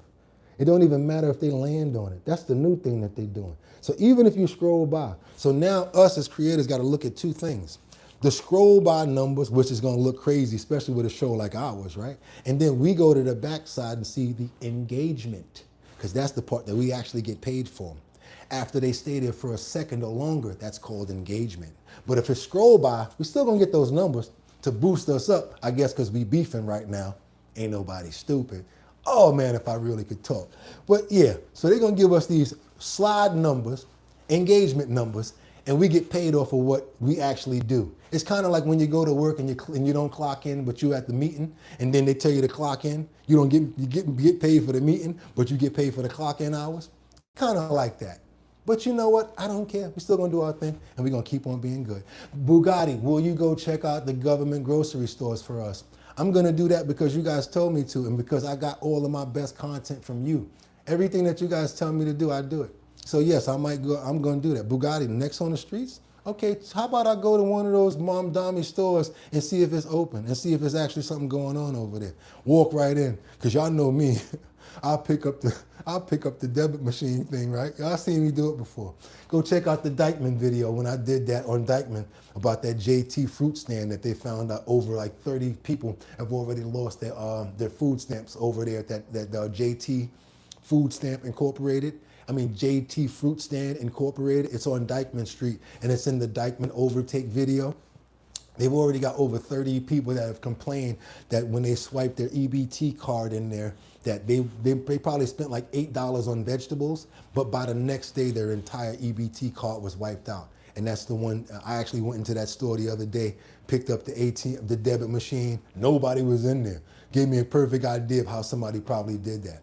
You guys, we do this every single day. We ain't going nowhere. I love the fact that you guys are growing. Thank you to all of the new members. There's nothing but great things are going to happen. Yes, we bring up your content and put it in because this is our bottom line. You guys got an idea for the man on the streets? I'm doing that too. Got ideas for other stuff? It's our bottom line. Think of me as the guy that's like, I could tell him what to do and he'll go do it. Yeah, it's fun. This way you ain't got to do it, right? Let me go be out there and be the crash dummy for certain stuff, but I'm going to do it a certain way and I'm going to bring it the right way to you. We do this every single day, you guys, and y'all know we're not leaving out of here that way. Because guess what? If y'all trying to promote something and get your business out there, this is the place to do it. We are almost at 75,000 subscribers and we share the platform. You want to post a party? You want to post about the job interview? You got something that you're trying to sell? It has to be in a 1080 by 1080 size frame in order to fit in the post notification area. Send it over to me, to us at bridgethisllc@gmail.com, and almost 75,000 people are going to see that. Send it over to us and we'll put it up. Also, you want to become a member of the Discord, do that as well, post it yourself, and then I'll grab it and put it on the post notification area. We family around here, you guys. And you know what I'm going to keep on talking about until it turns up? We go right there to that distribution. I'm already fighting the money back from certain investors. Should I take it? Should I not? Should I take it? But it's a good decision to have. I'll tell you that right now. Because when you do the work, people recognize and they realize it, you guys. So even if we don't get big money from around here, there's something called sponsors. And you better not hope that I get one, because we really gonna act up. That's when we really start taking care of the mods and the family and stuff like that too. I told you guys, I don't like taking care of myself. I like taking care of people that hold me down. Liberty, Justice, Collective, Swanza. That's how we do around here. We take care of our family. This is called the Show Your Talent Talent Search. And that's the talent search that we're doing in Manhattan, Bronx, Brooklyn, Queens, and in Staten Island. You want to be a part of the talent show? All you got to do is go over to the website, www.drinkbigdrip.com. That's 2 G's and 2 P's. All you got to do is go to the first page, put your email address in that email slot, and guess what? We're going to keep you posted on where we're going to be at with the talent shows in all 5 boroughs. $250 per borough. After we get everybody together, they compete for the grand prize of $1,000. Sponsored by Big Drip Hard Punch. I'm going to be one of the hosts along with my DJ, DJ Don Dada, formerly of Black Ink Crew. And if you're ready, this is how we normally do this. If you want to get lit, you gotta drink. You gotta drink Big Drip. Going over to the website, www.drinkbigdrip.com. First page, email slot. Boom, put your email address in there. We're going to be able to get back to you and tell you where those locations are going to be at. Give us another couple of weeks. We locking it in and we getting it done. And we're honest around here. We can't do it. We can't. When we can, we can. That's why I like coming here, because I told myself from day one, the best thing for you to do, Bugatti, is never to get caught up. It's tell the truth. I've been like that ever since I grew up and become a man. Whoever I can't tell the truth to, they get mad. You want to have a fight with it? Let's do what we got to do. But guess what? I'd rather tell the truth, so I ain't got to be making up stories. I'll tell you what's really going on. You get it directly from the horse's mouth. And it's time, you guys. You know what we about to do. If you're still here, and if you still want to do it the way we started off, because you know we got to end it the same way we started it off. We got to get those prayers in the air, and we got to thank the Lord for another day together. And how about waking up this morning? How about if you had a headache when you woke up or you lost something late yesterday? We want to thank the Lord because it's Him and the reason why we actually woke up this morning. We want to appreciate every single moment that we have together. And guess what, you guys? Every day I come here, I tell you the truth, my attitude could feel a terrible way. But as soon as I turn and hit that button, I know I'm ready and I know the fam got my back. So that's how I always feel. So I get a lot from you guys as well, just to let you know. I want to pray for love. I want to pray for understanding. Let's pray for respect. Can we pray for loyalty? Let's pray for another one of our favorite words, you guys. That's right, debating. Because when we can debate, we come up with sensible solutions, even though we may yell. Who we praying for this morning for health and wellness, as well as our family and our animals? I want to pray for Simply Sarah, as well as AJV86. Can't forget about Mark Dorfman, my brother Tony Wright. Liberty and Justice, always holding it down. Rebecca Lanyen Bueno chiming in from Grand Rapids, Michigan. You know why I'm happy? Just to see you in there knowing you okay makes me happy, Rebecca. Winter Rising, can't forget about you, Jack Welshins. Can't forget about you, YAR. You already know how we do it. Rebecca Lanyen Bueno. Jack Welshins, there you go, Just Joy, Liberty and Justice. Couldn't do any of this without you. Tony Wright, King Fire, Winter Rising, Angels Among Us. Can't forget about my girl Kalesiv. And I'm going back on the street. Don't worry about it. I'll be out there. Guy and Elsa, Littlefoots, Miss Swanza, Yuri. So cool. We getting out there. Who else we got? Guy and Elsa, Jack Washington. Can't forget about Miss Swanza holding it down with Tony Wright. Just Joy, AJV, Kalesiv, Miss Swanza. Who else we got over there? Anybody else? Let's get over there to my brother, Casey Ramos. I seen you check in, probably had to get back to work. Can't forget about Winter Rising and Kalesiv, also Angels Among Us. Can't forget about Mark Dorfman, Jeffrey Spilker, Jordan Dowdy as well. Where my brother Terry at? And where's Teddy? I'm sorry, where's my sister Terry at? And my brother Terry. Shout out to you too. Shout out to you, Luigi. Can't forget about you. Got mad love for you. And can't forget about 55 Lisa Coffee, 55 Coffee House, Lisa Roy. Can't forget about you as well. Batty Lynn, my girl, can't forget about you. Winter Rising, and all of you guys that come every single day. King Fire, family, you already know Vincenzo, how we roll. I'm gonna see you guys, Littlefoots. I got you. I sent you an email back over there. Gotta give every single one of us our prayers. Thank the Lord for another day, for being together, and I can't wait so we can do it all over again. Wait a minute, Nevin, Ramona, and Vincenzo, Rebecca, Lanya, and Bueno. I got you. Got you guys. Amen. That's how we do it every single day at Our Bottom Line. We go extended. Hope you guys had a good show with the Q&A, certain extra questions. We're going to still be doing a spotlight as well, where we come out around 6 o'clock, different outfit.